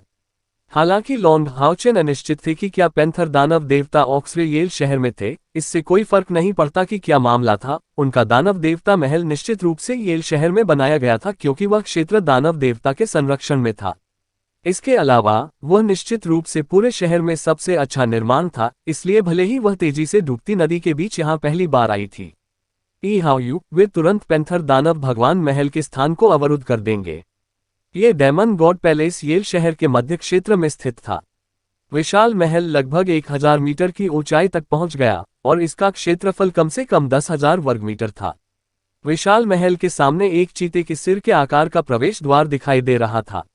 भयंकर लाल पैंथर के चेहरे पर उसका मुंह खुला हुआ था और माथे से सिर के पीछे तक गहरे काले निशान फैले हुए थे। वह पैंथर डेमन गॉड ऑक्सरे demon god palace panther demon palace था। सभी दानव देव महलों का निर्माण उनके संबंधित दानव देवताओं की प्राथमिकताओं के अनुसार किया गया था। जादुई संरचनाएं पिछली पीढ़ियों के राक्षस देवताओं द्वारा स्थापित की गईं, जिससे उनकी खेती और ताकत मजबूत हुई। इस प्रकार कोई यह बता सकता है कि एक दानव देवता अपने स्वयं के दानव देवता महल में सबसे मजबूत होगा। स्थानिक स्थितियों को छोड़कर उसका दानव देव स्तंभ आमतौर पर उसके दानव देव महल में संग्रहित किया जाएगा। आकाश में नीलम रंग का एक विशाल आकार गिरा, जिसने तुरंत येल शहर में रहने वाले पैंथर राक्षसों का ध्यान आकर्षित किया। छठे चरण को पार करने वाले पैंथर दानवों में उड़ने की क्षमता थी। 1 दर्जन से अधिक पीली आकृतियां येल शहर के ऊपर से गुजरी और हड़बड़ी में उस अचानक नीलम आकृति की ओर बढ़ गईं। पैंथर दानव आमतौर पर 2 मीटर की ऊंचाई तक पहुंचते थे। कम से कम छठे चरण तक पहुंचने वालों की पीठ पर पंखों के जोड़े थे, जो ग्रेटर पैंथर डेविल्स बन गए। बनावट में वे इंसानों के करीब थे, लेकिन उनका सिर तेंदुए जैसा था और उनके शरीर पर पीले बाल उगते थे। पैंथर दानव जितना मजबूत होता, उसके बाल उतने ही घने और गीले होते जाते। रोहा, एक जबरदस्त चीख सुनाई दी और तुरंत ही अलग अलग रंगों की 6 लपटें दौड़ती हुई देखी गईं। आकाश में उड़ने वाले ग्रेटर पैंथर दानव उनके तत्काल शिकार थे और कोई देख सकता था कि ये उड़ते हुए ग्रेटर पैंथर दानव खून के निशान में बदल गए, क्योंकि एक विशाल और दमनकारी आध्यात्मिक ऊर्जा सामने आई। आग के गोले, बर्फ के तीर, हवा के झोंके, हल्के भाले, गिरती चट्टानें और बैंगनी जहरीले गोले का एक विशाल विस्तार दिखाई दिया, जिसने पैंथर डेमन पैलेस को घेर लिया। वह हाओयू के हमलों का विस्फोट था। क्या आप उससे निकलने वाले निम्न श्रेणी के मंत्रों को कम आंकने की हिम्मत नहीं करते? ये मंत्र सामान्य मंत्रों की तुलना में कहीं अधिक शक्ति उत्पन्न करते थे। इनमें से प्रत्येक मंत्र सामान्य से कम 3 गुना अधिक संकुचित था। हालांकि पैंथर डेमन गॉड पैलेस आखिरकार पैंथर डेमन गॉड ऑक्सरे पैलेस था। उन आश्चर्यजनक हमलों ने तुरंत उनकी रक्षात्मक संरचनाओं को सक्रिय कर दिया और जेट काला आभामंडल भीतर से फैल गया, जो एक विशाल अवरोध में बदल गया, जिसने पूरे पैंथर डेमन पैलेस को अपनी चपेट में ले लिया। उस काले बैरियर पर केंद्रित जादू चलाया गया और सभी प्रकार की लहरें पैदा हुईं, लेकिन इससे उसे कोई खास नुकसान नहीं हुआ। येल शहर के भीतर पैंथर दानव अभी भी प्रतिक्रिया देने में काफी तेज थे। यदि कोई ऊंचाई से निरीक्षण करे तो दिखाई देगा कि बड़ी संख्या में पैंथर दानव सभी दिशाओं से एकत्रित हो रहे थे, जबकि कुछ पैंथर दानव पैलेस से भी बाहर आ रहे थे। ऐसा नहीं था कि टेम्पल एलायंस डेमन स्लेयर्स ने येल सिटी के खिलाफ आक्रामक अभियान नहीं चलाया था, लेकिन ये पहली बार था कि यह इतना खुलेआम और लापरवाही से किया गया था, सामने से दुर्घटनाग्रस्त हो गया। वास्तव में इस तरह के हमले का सामना न केवल पैंथर दानव पैलेस को करना गा, बल्कि येल शहर के सभी पैंथर दानवों को भी करना होगा। पैंथर दानव वंश के लोग बहुत अधिक नहीं थे, लेकिन उनकी संख्या कम से कम 10,000 थी। येल सिटी उनकी स्थापना की भूमि होने के कारण सबसे शक्तिशाली पैंथर दानव लगभग सभी वहां रहते थे। अकेले 8वें चरण के पावरहाउस पहले से ही 1 दर्जन से अधिक थे। सामान्य समय में पैंथर दानव भगवान ऑक्सरे भी देख रहे होंगे, और इसके अलावा येल शहर किसी अन्य शहर के बगल में नहीं था, इसलिए भले ही इस तरह का उन्मादी हमला सफल रहा हो, यह अनिवार्य रूप से दानव शक्तियों को सभी दिशाओं से ताला लगाने के लिए दौड़ा देगा और उपद्रवियों का नाश करो। हाओयू की तेज दिव्य आकृति पैंथर डेमन पैलेस तक पहुंचने वाली थी, जबकि उसके जादू के पिछले आक्रामक हमलों ने पैंथर डेमन पैलेस को कोई महत्वपूर्ण नुकसान नहीं पहुंचाया था। उस सटीक क्षण में उसकी उपस्थिति नीचे पैंथर डेविल्स द्वारा स्पष्ट रूप से देखी गई थी। 6 सिर वाला ड्रैगन। हाओयू के बढ़ते पंखों, उनके सिर के आकार और सींगों से ये वास्तव में छिपकली की तरह नहीं बल्कि एक ड्रैगन के करीब लग रहा था। चूंकि सभी पैंथर दानवों को पैंथर दानव गॉड पैलेस की सुरक्षा पर बहुत भरोसा था और उन्हें विश्वास था कि हाओयू को निस्संदेह वापस खदेड़ दिया जाएगा, उनके सभी 6 सिर एक बार फिर जोर से गुर्राने लगे। पैंथर डेमन गॉड पैलेस की रक्षात्मक बाधा से टकराते हुए उसके शरीर से बैंगनी इरादे की एक परत फैल गई। अध्याय 607 हाओयू का अवतरण भाग 3। एक अजीब दृश्य सामने आया। पैंथर दानवों को देखने वाले आश्चर्यचकित रह गए। जैसे ही ढाल और बैंगनी इरादे संपर्क में आए, बचाव ताजे तेल से सने फर्श पर बर्फ की तरह बिखर गया और विशाल हाओयू विस्फोटक रूप से पैंथर दानव पैलेस के शीर्ष पर आ गिरा। बडूम! भीषण विस्फोट से सभी दिशाओं में धूल और चट्टानें उड़ गईं। पूरा येल शहर गगनभेदी और चकनाचूर कर देने वाली आवाज से हिल गया। हाओयू ने अप्रत्याशित रूप से ऐसे ही पैंथर डेमन पैलेस में प्रवेश किया। पैंथर डेमन पैलेस के ऊपर एक बड़ा गैप दिखाई दिया था, जिससे इसके 4 जोरदार हिस्से निकल गए थे। उसके अंग मुख्य हॉल के अंदर आ गए, जिससे दरारें दिखाई देने लगीं, लेकिन ऐसा लग रहा था कि हाओयू पूरी तरह से ठीक हो गया था। इसके 6 बड़े सिर 6 जादुई तोपों की तरह आक्रामक गति से अपने परिवेश पर हमला करते हैं। आंतरिक भाग हमेशा किले का सबसे कम ठोस हिस्सा होगा। पैंथर डेमन पैलेस भी ऐसा ही था। कौन अनुमान लगा सकता था कि कोई रक्षात्मक बाधा को तोड़ देगा। 6 तत्वों का उपयोग करके हाओयू के तूफानी जादुई संयोजनों ने तुरंत पैंथर डेमन पैलेस के इंटीरियर को पूरी तरह से अस्त व्यस्त कर दिया। आशा की मंद किरण के सभी सदस्य स्तब्ध महसूस कर रहे थे। हाओयू बहुत उग्र था। वे मूल रूप से रक्षात्मक सुरक्षा पाने के लिए लड़ाई में शामिल होने के लिए तैयार थे, लेकिन किसने सोचा होगा कि हाओयू की दहाड़ से वे कुचल दिए जाएंगे। सबसे अधिक चेन यंग हाओयू की पीठ पर कूदने के लिए उत्साहित थी। यांग वेंझाओ को गंभीर चोटें लगी थीं और भले ही वे बेहतर होने लगे थे, 1 या 2 महीने में पूरी तरह से ठीक होना असंभव होगा। ये शत्रुता स्वाभाविक रूप से आसपास के राक्षसों को दी गई थी, साथ ही वे सीधे एक राक्षस शहर और यहां तक कि एक राजधानी शहर पर भी हमला कर रहे थे। ऐसे तरीकों का उपयोग करने से यह और अधिक आनंददायक हो गया। हाओयू के जादुई बंधन ने उन पैंथर राक्षसों को सीधे इसका सामना करने की हिम्मत भी नहीं दी। पैंथर डेमन पैलेस वास्तव में ठोस था। हालांकि हिंसक विस्फोट के बीच बहुत सारी क्षति हुई थी, लेकिन पूरा निर्माण अभी भी पूरी तरह से ध्वस्त नहीं हुआ था। ठीक इसी समय पीले रंग की आकृतियां परिवेश में छलांग लगाती हैं। उनके अंधेरे का हिंसक सार तुरंत हाओयू के जादुई बैराज के उद्देश्य से काले रक्षात्मक बाधाओं में बदल जाता है। एक नजर से हाओयू के सभी 6 सिर एक ही समय में गरजने लगे। तुरंत बैंगनी इरादे का एक और विस्फोट प्रकट हुआ, जिससे तुरंत पैंथर दानव शक्तियों का काला अवरोध ढह गया और उनका रक्षात्मक जादू रुक गया। हाओयू के 6 सिरों ने बार बार जादू का एक और विस्फोट जारी किया। इस बार कम से कम 6ठे चरण के पैंथर राक्षसों के शरीर को फाड़ दिया और कुचल दिया। लिन शिन ने जोर से निगल लिया और लॉन्ग हाओचेन की ओर देखा। बॉस, मुझे कैसा लग रहा है कि हमें कार्रवाई करने की भी जरूरत नहीं है। हाओयू अपने आप में काफी अच्छा कर रहा है। सचमुच, जब हाओयू के 6 सिरों पर गोली चली तो उनके लिए भाग लेने का कोई मौका नहीं था। हाओयू के जादू ने लगभग पूरे पैंथर डेमन हॉल को कवर कर लिया। प्रत्येक हाओयू छलांग के साथ महान परिणाम सामने आए। लॉन्ग हाओचेन को सुखद आश्चर्य का आभास हुआ। 6ठा सिर मिलने के बाद हाओयू का जादू बहुत बढ़ गया। इसके अलावा उनकी आध्यात्मिक ऊर्जा लगभग अक्षय थी। जादू करते समय लॉन्ग हाओचेन को बड़ी मात्रा में तात्विक अवशेष दिखाई देते हुए महसूस हुआ हाओयू का शरीर और उसकी आध्यात्मिक ऊर्जा बहुत तेजी से भर रही है। बस इस छोटे से क्षण में पैंथर डेमन पैलेस पूरी तरह से खंडहर हो गया था। इसमें डेमन गॉड पैलेस का जरा सा भी असर नहीं था। चिंता मत करो, जब अधिक शक्तिशाली पैंथर राक्षस आएंगे तो वे सभी युद्ध में शामिल होंगे। लॉन्ग हाओचेन ने उस उत्तर को पूरे समूह को निर्देशित किया। जैसा कि लॉन्ग हाओचेन ने कहा था, एक पीली आकृति अचानक बिजली की तरह चमकी और हाओयू की ओर दौड़ी। ये बहुत तेज था। हाओयू के सामने पहुंचने में लगभग एक सांस लग गई। और इस बीच मानो तेजी से आगे बढ़ते हुए उसने हर मोड़ पर हाओयू के सभी मंत्रों को बहुत बारीकी से चकमा दे दिया, जिससे उसके पीछे हल्के पीले रंग के लहरदार निशान रह गए। वह एक पैंथर दानव था जिसके पूरे शरीर पर सुनहरे बाल थे। उसकी सिट्रीन आंखें गहरी हत्या के इरादे से चमक उठीं। उसकी सशक्त भुजाओं के सिरे के सामने नुकीले पंजे थे। जैसे ही वह हाओयू के सामने पहुंचा, उसकी पीठ पर लगे पंखों ने अचानक दिशा बदल दी। जैसे ही वह आगे बढ़ा, उसके पंजे सीधे लिटिल लाइट की आंखों की ओर थे। चाहे गति, शक्ति या प्रतिक्रिया के मामले में ये पैंथर दानव पिछले वाले से कहीं अधिक शक्तिशाली था। अंधेरे की एक तेज और पर्याप्त आभा हवा में तेज तेज फुसफुसाहट पैदा करते हुए बेतहाशा फैल रही थी। वह शक्ति स्पिरिट माउंटेन स्थिति के करीब थी। पैंथर डायमंड्स की कमजोरी उनकी औसत रक्षा में थी, लेकिन उनकी गति और आक्रामक शक्ति बहुत बड़ी थी। इस पैंथर दानव का प्रदर्शन इन पहलुओं में शानदार था।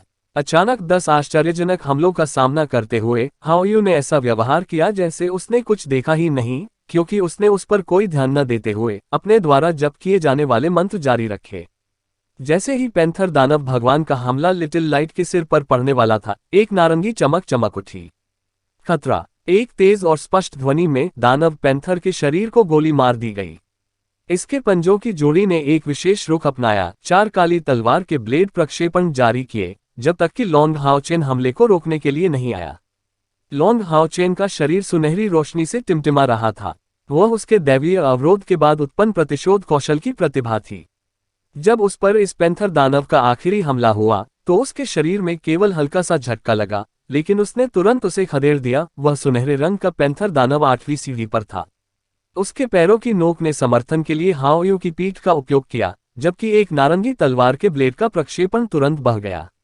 मिलने के बाद ही सभी काले ब्लेड के प्रक्षेपण तुरंत बिखर गए और कुचल दिए गए। तुरंत लॉन्ग हाओचेन का शरीर अचानक रुक गया और प्रकाश की देवी एरिया को आगे की ओर लहराया गया। तलवार के इस वार ने अपने रास्ते में जरा भी निशान नहीं छोड़ा। इरादा तलवार की धार तेज नहीं थी, बल्कि उसमें गर्माहट के निशान थे। लेकिन गोल्डन पैंथर दानव को अचानक इसे रोकने में असमर्थता महसूस हुई। यहां तक कि पीछे हटना भी असंभव था। अपनी गति के स्तर के बावजूद वह उस तलवार के इरादे से बचने में पूरी तरह से असमर्थ था। धीमी गुर्राहट के साथ गोल्डन पैंथर दानव के पंजे तुरंत सुनहरे रंग में बदल गए। इसके शरीर ने एक चक्कर लगाया और पंजों की जोड़ी ने एक साथ लॉन्ग हाओचेन पर प्रहार करने का लक्ष्य रखा।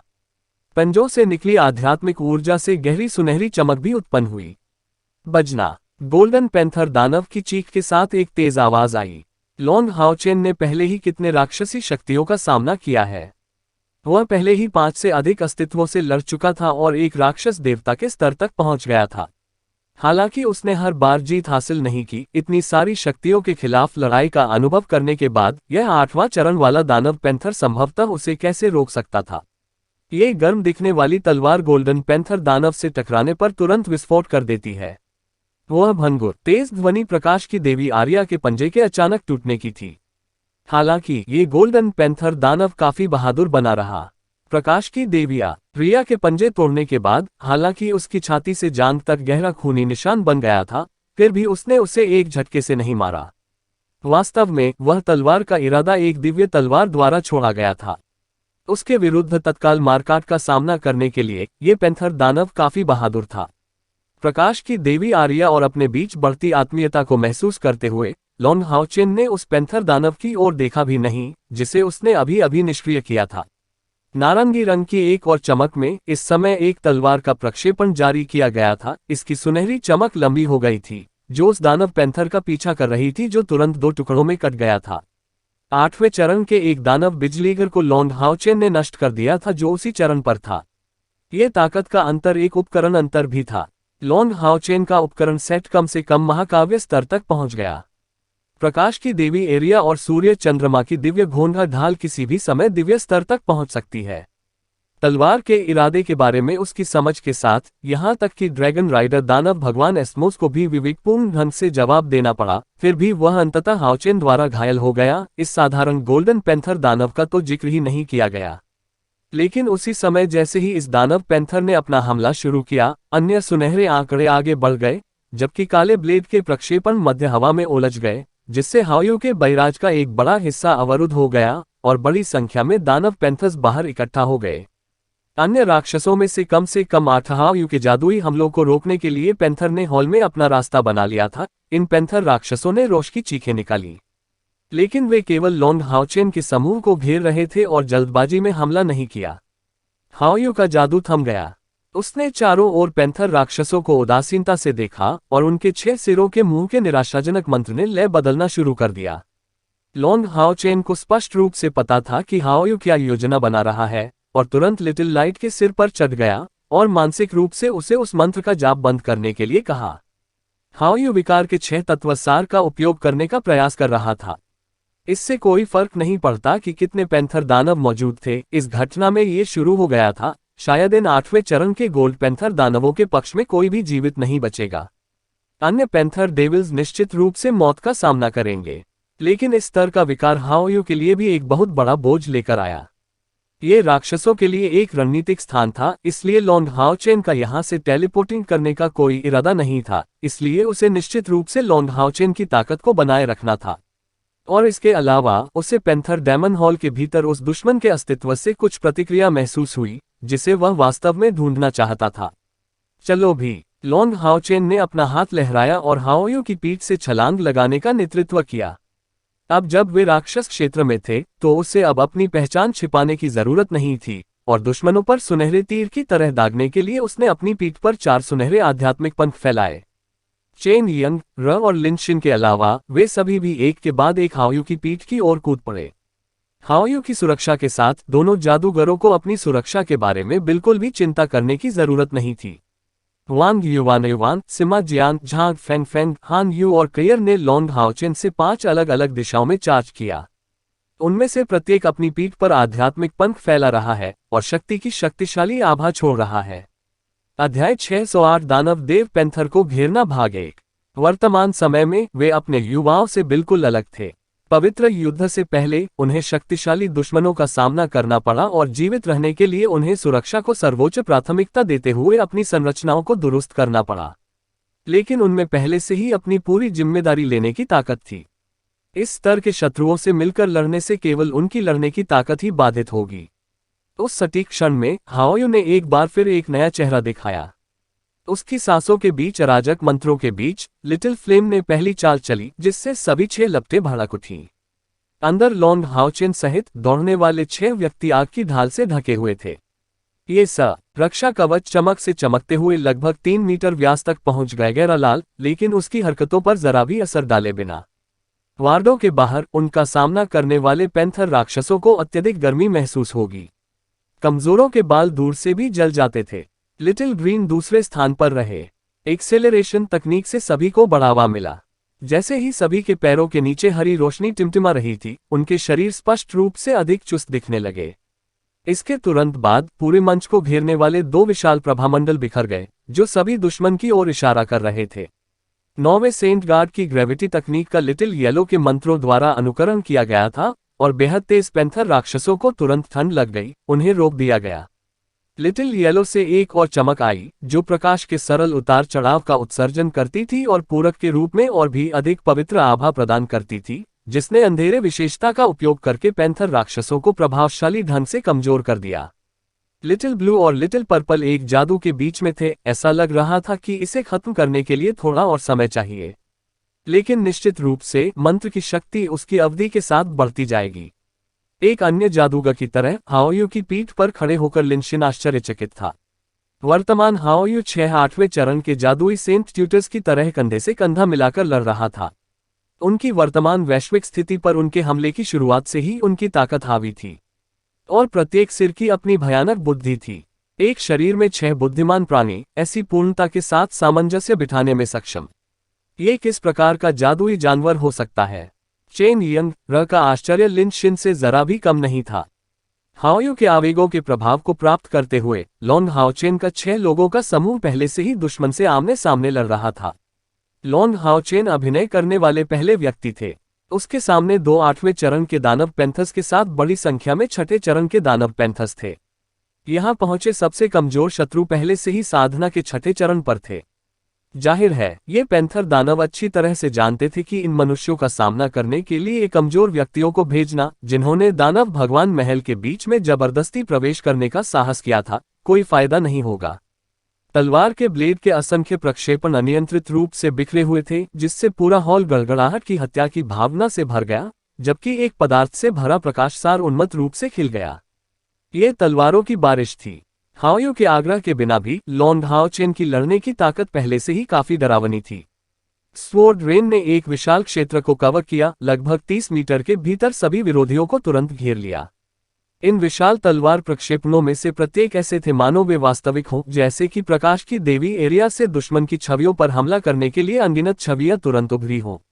शक्तिशाली लॉन्ग हाओ चेन का मुक्का सचमुच बहुत भयंकर था।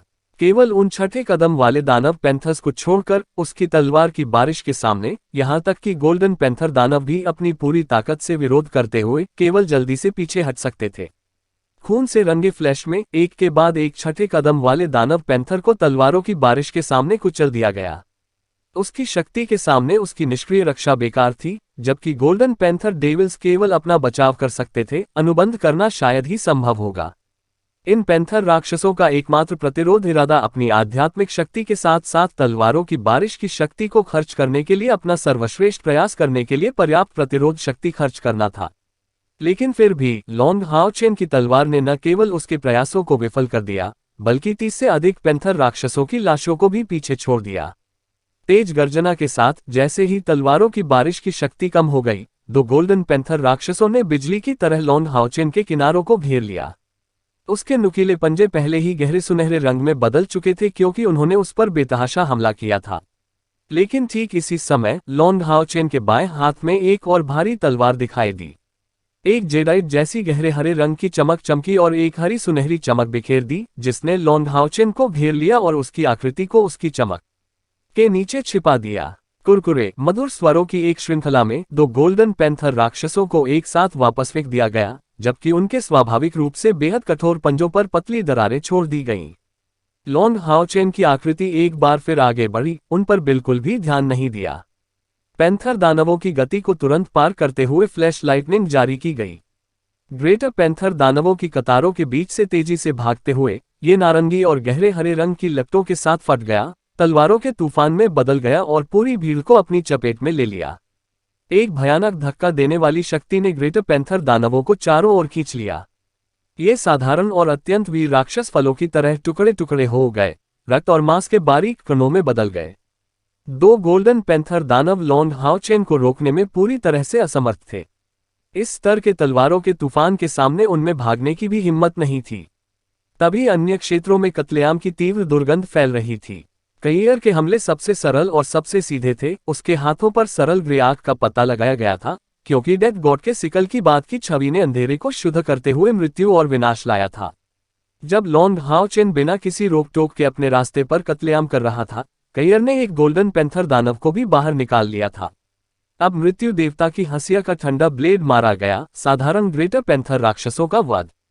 इसकी घनी भूरी चमक सभी पैंथर राक्षसों के लिए दुःस्वप्न बन गई।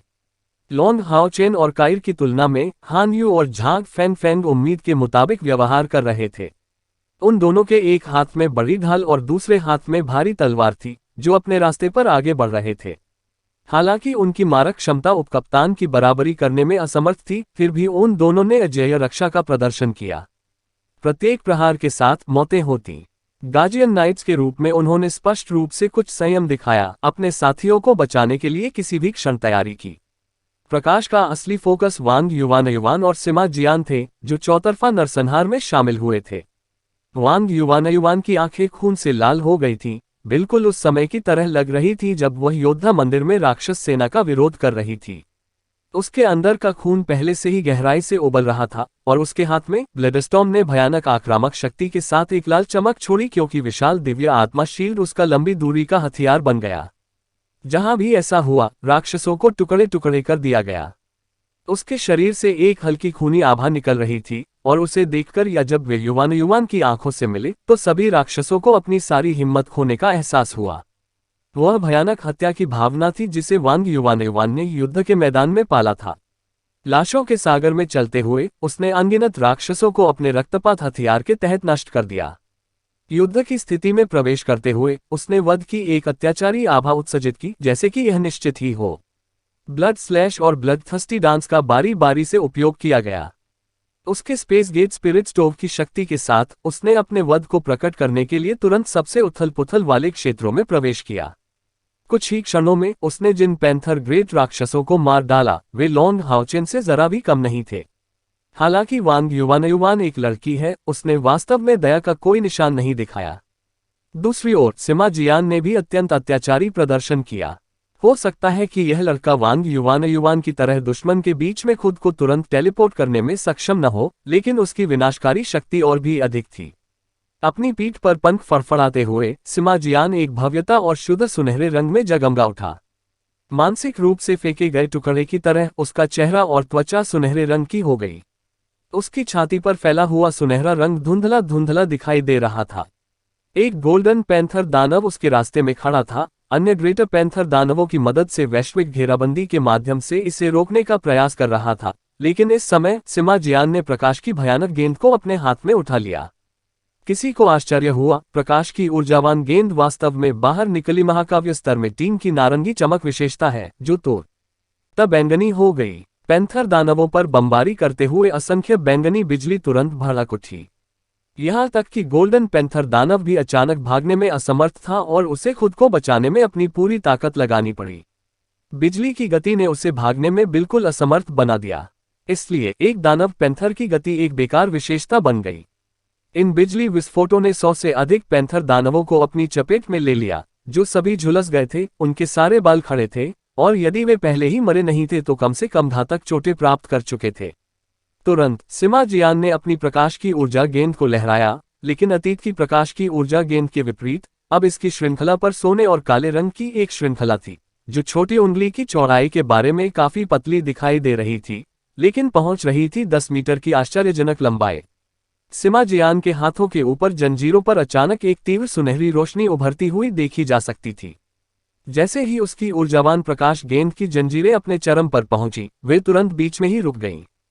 फिर प्रकाश की ऊर्जावान गेंद से असंख्य सफेद चमकें फूट पड़ीं। सफेद चमक ने तुरंत बिजली और गड़गड़ाहट के साथ पैंथर राक्षसों पर हमला किया, जिससे वे राख में बदल गए और जमीन पर केवल एक जादुई क्रिस्टल रह गया। यहां तक कि वह दानव पैंथर भी गिर गया, उसके शरीर का रंग बदलकर गहरा काला हो गया और वह बिना रुके छटपटा रहा था। सिमा जियान के दाहिने हाथ को उठाने पर प्रकाश की ऊर्जावान गेंद अचानक ऊपर उठ गई। जैसे ही वह उतरा, सफेद आभामंडल के घेरे ने 8वें चरण के गोल्डन पैंथर दानवों को घेर लिया, जिससे वह प्रकाश तोड़, नष्ट और ट्रिपल बर्स्ट की ऊर्जा गेंद के अनुभव से बचने में पूरी तरह से असमर्थ हो गया। एक भयानक विस्फोट में गोल्डन पैंथर दानव सीधे टुकड़े टुकड़े हो गया। अध्याय 609 पैंथर दानव भगवान को घेरना भाग 2। उनकी आक्रमण श्रृंखला ने वास्तव में पैंथर दानवों के उनके पक्ष को पूरी तरह से खाली छोड़ दिया। वास्तव में हॉल में प्रवेश करने वाले ग्रेटर पैंथर राक्षसों की संख्या केवल 5 या 600 थी, जो पूरी तरह से कुलीन पैंथर राक्षसों से बने थे। 9 गोल्डन पैंथर दानव पूरे दानव पैंथर कबीले में सबसे अधिक अत्याचारी थे, लेकिन कुछ ही क्षणों में 200 से अधिक ग्रेटर दानव पैंथर और 4 ग्रेटर दानव पैंथर, जो उनमें से लगभग आधे हैं, अकेले ही नष्ट हो गए। सिमा जियान का भयानक क्षेत्र प्रभाव तेजी से हत्याओं में दूसरों से आगे निकल गया। यहां तक कि लॉन्ग हाओचेन की ताकत भी उसकी ताकत के पीछे छिपी हुई थी। लिन शिन और चेन यंग र ने आश्चर्य की भावनाओं से भरे हुए एक दूसरे को देखा। केवल तभी जब सिमा इतनी मजबूत हो गई। क्या उनकी आध्यात्मिक ऊर्जा हम सभी में सबसे कमजोर नहीं थी? लेकिन वह भयानक और अत्याचारी शक्तियार ने अभी अभी उन्हें आश्चर्यचकित किया, यहां तक कि 8वें कदम का दानव पैंथर भी उसका एक भी झटका झेलने में असमर्थ था। हमारा गंजा इतना अद्भुत कैसे हो गया? चेन यंग र ने आश्चर्य से पूछा। लिन शिन ने अपने मुंह के कोनों को मोड़ लिया। वास्तव में वह खुद पर विश्वास कर रहा था कि उसने इन 2 वर्षों में बहुत तेजी से प्रगति की है, लेकिन देखने से लगता है कि उन सभी ने समान रूप से भारी प्रगति की है। चेन यंग र ऐसे ही थे और सिमा जियान और वांग युवान भी ऐसे ही थे। इस लड़के को purple thunder divine spirit stove के दुष्प्रभाव से कोई डर नहीं लगता। उसने अभी जो उपयोग किया है वह स्पिरिट स्टोव का एक उन्नत कौशल होना चाहिए। और वह ऊर्जावान प्रकाश का गोला महाकाव्य स्तर तक कब पहुंचा? Purple divine thunder spiritual stove के प्रति उनकी बहादुरी उस सुनहरे रंग से संबंधित होनी चाहिए। उनके उपकरणों में इतना नाटकीय सुधार कैसे आया? पुजारी का मंदिर कब इतना समृद्ध और जबरदस्त हो गया? सीमा सावधान। दुश्मनों की कतार के बीच में लॉन्ग हाओ चेन अचानक चिल्लाया। ठीक इसी समय एक गहरे लाल रंग की आकृति बिना किसी चेतावनी के युद्ध के मैदान में सिमा जियान की ओर बढ़ती हुई दिखाई दी। ऐसा लग रहा था कि एक गहरे लाल रंग की चमक ऊपर उठ रही थी, जो पैंथर के आकार में बदल रही थी और सिमा जियान की छाती पर हमला करने का लक्ष्य बना रही थी। लॉन्ग हाओ चेन की चेतावनी सुनकर सिमा जियान समझ गई कि यह एक दुश्मन का अचानक हमला था जो निश्चित रूप से ताकत में उससे परे था और उसके जीवन को खतरे में डालने में सक्षम था। अन्यथा लॉन्ग हाओ चेन ऐसा नहीं कहेंगे। दरअसल लॉन्ग हाओ चेन इस समय इस दुश्मन की मौजूदगी पर करीब से नजर रख रहा था और अपने बल प्रदर्शन से उसका ध्यान आकर्षित करने की योजना बना रहा था। लेकिन किसने उम्मीद की होगी कि सिमा जियान की विनाशकारिता उससे भी अधिक हो जाएगी, दुश्मन के लक्ष्य को परेशान कर देगी और लॉन्ग हाओ चेन को बिना तैयारी के पकड़ लेगी। जब सिमा जियान ने प्रकाश की ऊर्जावान गेंद को उठाया और उसे अपनी छाती के सामने रखा तो सिमा जियान की आंखें अचानक चमक उठीं। एक शानदार दृश्य दिखाई दिया। जैसे ही उसमें एक प्रकार की आंख खुली जिससे बैंगनी रंग की बिजली का एक बड़ा चाप शोर के साथ फूटने लगा। बादाम। एक भयानक विस्फोट ने पूरे पैंथर डेमन पैलेस को हिलाकर रख दिया, जिससे धूल का एक विशाल विस्तार बन गया। गहरे लाल पैंथर की आकृति ने बैंगनी बिजली के साथ पारस्परिक विनाश हासिल किया और लॉन्ग हाओ चेन की ऊर्जावान प्रकाश गेंद के संपर्क में आने से पहले ही अचानक रुक गई। हालांकि सिमा जियान भी पीला पड़ गया। सिमा जियान की कमर के चारों ओर लिपटी एक सफेद चमक ने गहरे लाल रंग की आकृति को एक और हमला करने का समय नहीं दिया, जो उसे पीछे खींच रही थी। इस बीच लॉन्ग हाओ चेन की सुनहरी आकृति सिमा जियान के सामने पागल होकर खड़ी हो गई। ठीक इसी समय हाओयू के 6 प्रमुखों में से लिटिल ब्लू और लिटिल पर्पल अपना मंत्रोच्चार पूरा कर रहे थे। पैंथर राक्षसों को घेरने के उद्देश्य से एक के बाद एक बर्फ के छल्ले छोड़े गए, जिससे आसपास का तापमान गिर गया। अचानक एक घने इलाके में सभी पैंथर दानव जमे हुए थे। बड़ी खेती के साथ 8वें चरण के गोल्डन पैंथर दानव अभी भी ग्रेटर पैंथर दानवों से बेहतर थे, जो बड़ी मात्रा में बर्फ की मूर्तियों में बदल गए, कुछ समय के लिए मुक्त होने में असमर्थ थे। इसके तुरंत बाद सभी दिशाओं में अनगिनत नीले हरे जहर के गोले छोड़े गए। ये गोले केवल एक आंख के आकार तक पहुंचे और वे प्रत्येक बर्फ की मूर्ति पर उतरे, जिससे वे उसी रंग में बदल गए जैसे अंदर के पैंथर दानव बैंगनी हरे रंग के बीच पिघल गए थे। लॉन्ग हाओ चेन की पहले की चिल्लाहट ने एक सम्मन के रूप में कार्य किया और उसी समय वह सिमा जियान, हान यू और झांग फैन फैन के सामने आ गया। दोनों तरफ से वांग युवान पीछे से आ रहे थे। उसकी अदृश्यता के बीच कायर की आकृति भी गायब हो गई। लॉन्ग हाओ चेन अब बेहद चकित था, दुश्मन के अचानक आश्चर्यजनक हमले के कारण नहीं, बल्कि सिमा जियान की ताकत के कारण। लॉन्ग हाओ चेन ने दुश्मन के पिछले हमले की ताकत को स्पष्ट रूप से महसूस किया था, लेकिन उसे उम्मीद नहीं थी कि सिमा जियान उसका विरोध करेगी। न केवल पूरी तरह से बरकरार रही, बल्कि थोड़ा सा भी पीछे नहीं हटी। वह साधना के 9वें चरण तक पहुंचने वाला शत्रु था। इस बार उसका शत्रु सबके सामने आ गया। 2 मीटर लंबा दानव पैंथर तीव्र गहरे लाल रंग की लपटें बिखेर रहा है। अन्य पैंथर राक्षसों की तुलना में उसकी बनावट विशेष रूप से भिन्न नहीं थी, लेकिन उसके शरीर के चारों ओर बहुत चिपचिपी अवस्था में गहरे लाल रंग की लपटें और साथ ही उसके चमकदार गहरे लाल बाल उसकी पहचान के स्पष्ट प्रमाण थे। भगवान दानव पैंथर ऑक्सरे। लॉन्ग हाओ चेन ने प्रश्न को जोर जोर से चिल्लाया। ये सही है, वह शक्तिशाली पैंथर दानव उनका नेता था, येल प्रांत की रक्षा करने वाला पैंथर दानव गॉड ऑक्सरे। हालांकि ऑक्सरे उस दृश्य के सामने गुस्से से भड़क रहा था, लेकिन उसने पैंथर डेमन पैलेस के ठीक सामने दुश्मन के जोरदार आश्चर्यजनक हमले पर गुस्से के कारण अपना सारा नियंत्रण नहीं खोया। पैंथर डेमन पैलेस में हाओयू के प्रवेश ने उसे उसकी पिछली खेती की स्थिति से जगा दिया, लेकिन उसका आगमन स्पष्ट रूप से बहुत देर हो चुकी थी। लॉन्ग हाओ चेन के समूह के उन्मादी नरसंहार को देखकर, विशेष रूप से सिमा जियान के नवीनतम प्रदर्शन को देखकर, उन्होंने इसे बहुत अत्याचारी पाया। इसलिए उसने थोड़ा विचार करने के बाद अपने सबसे शक्तिशाली हमलावर को बाहर निकालकर सिमा जियान पर हमला करने का फैसला किया। लेकिन उन्हें नहीं पता था कि लॉन्ग हाओ चेन की पार्टी सोल बाइंडिंग चेस के माध्यम से जुड़ी हुई थी। भले ही सिमा जियान ने इस तरह उसके हमले का सामना नहीं किया होता, लेकिन उनके बंधन के कारण सिमा जियान को घातक चोटें पहुंचाना असंभव होता। इन युवा मनुष्यों को देख रहे हैं। ऑक्सरे का रंग बदसूरत हो गया। वह जानता था कि उसके लिए यह आसान समय नहीं होगा।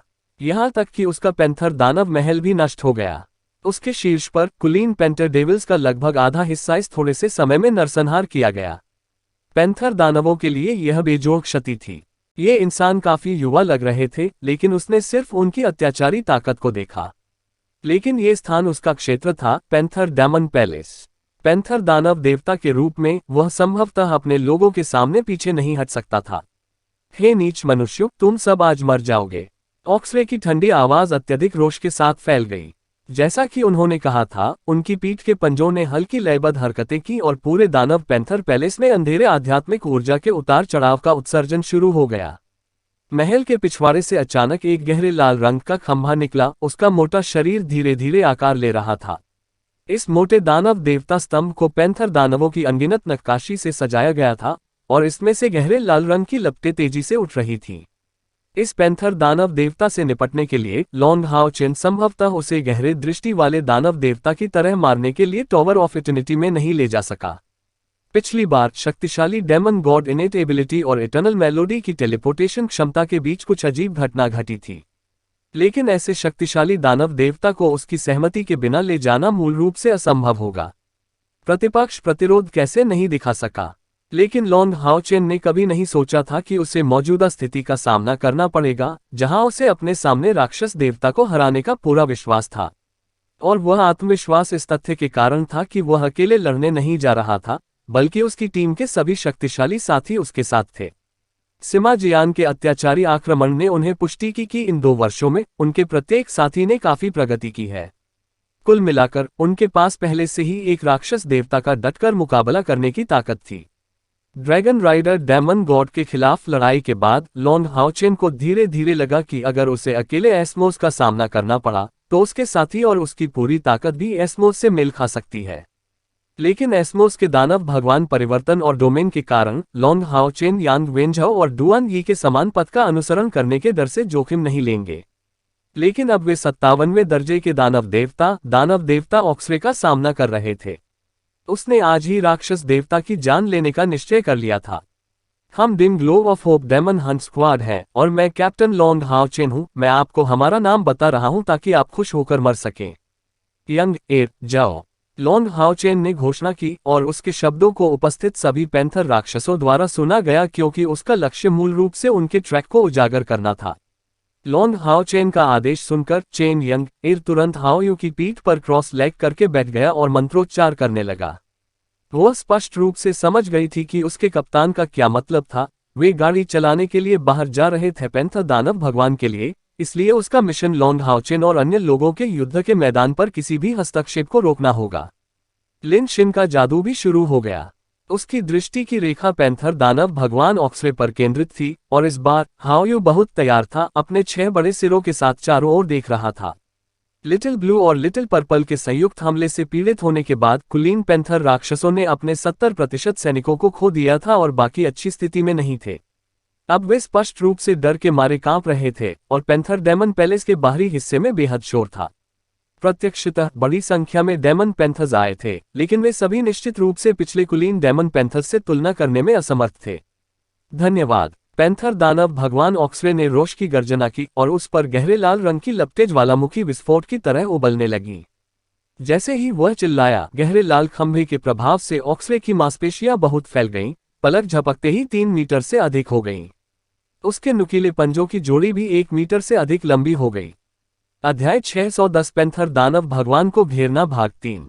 इसके पैर विशेष रूप से मोटे और ठोस थे, और इसकी पीठ पर गहरे लाल पंख फीके पड़ गए और छोटे घुमावदार पंखों में बदल गए। उसकी गहरी लाल आंखों में कभी न खत्म होने वाला गुस्सा भरा हुआ था।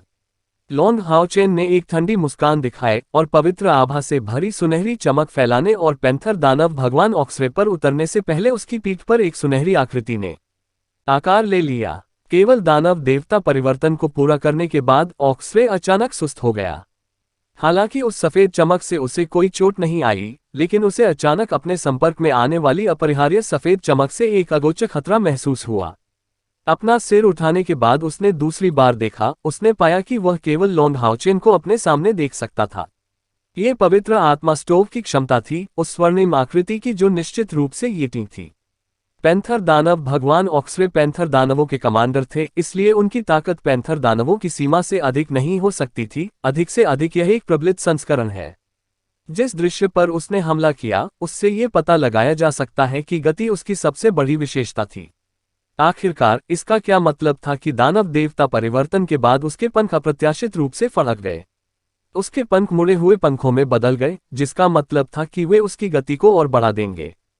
कहने का तात्पर्य यह है कि दानव देवता परिवर्तन के बाद ऑक्सरे की गति वास्तव में बहुत मजबूत हो जाएगी।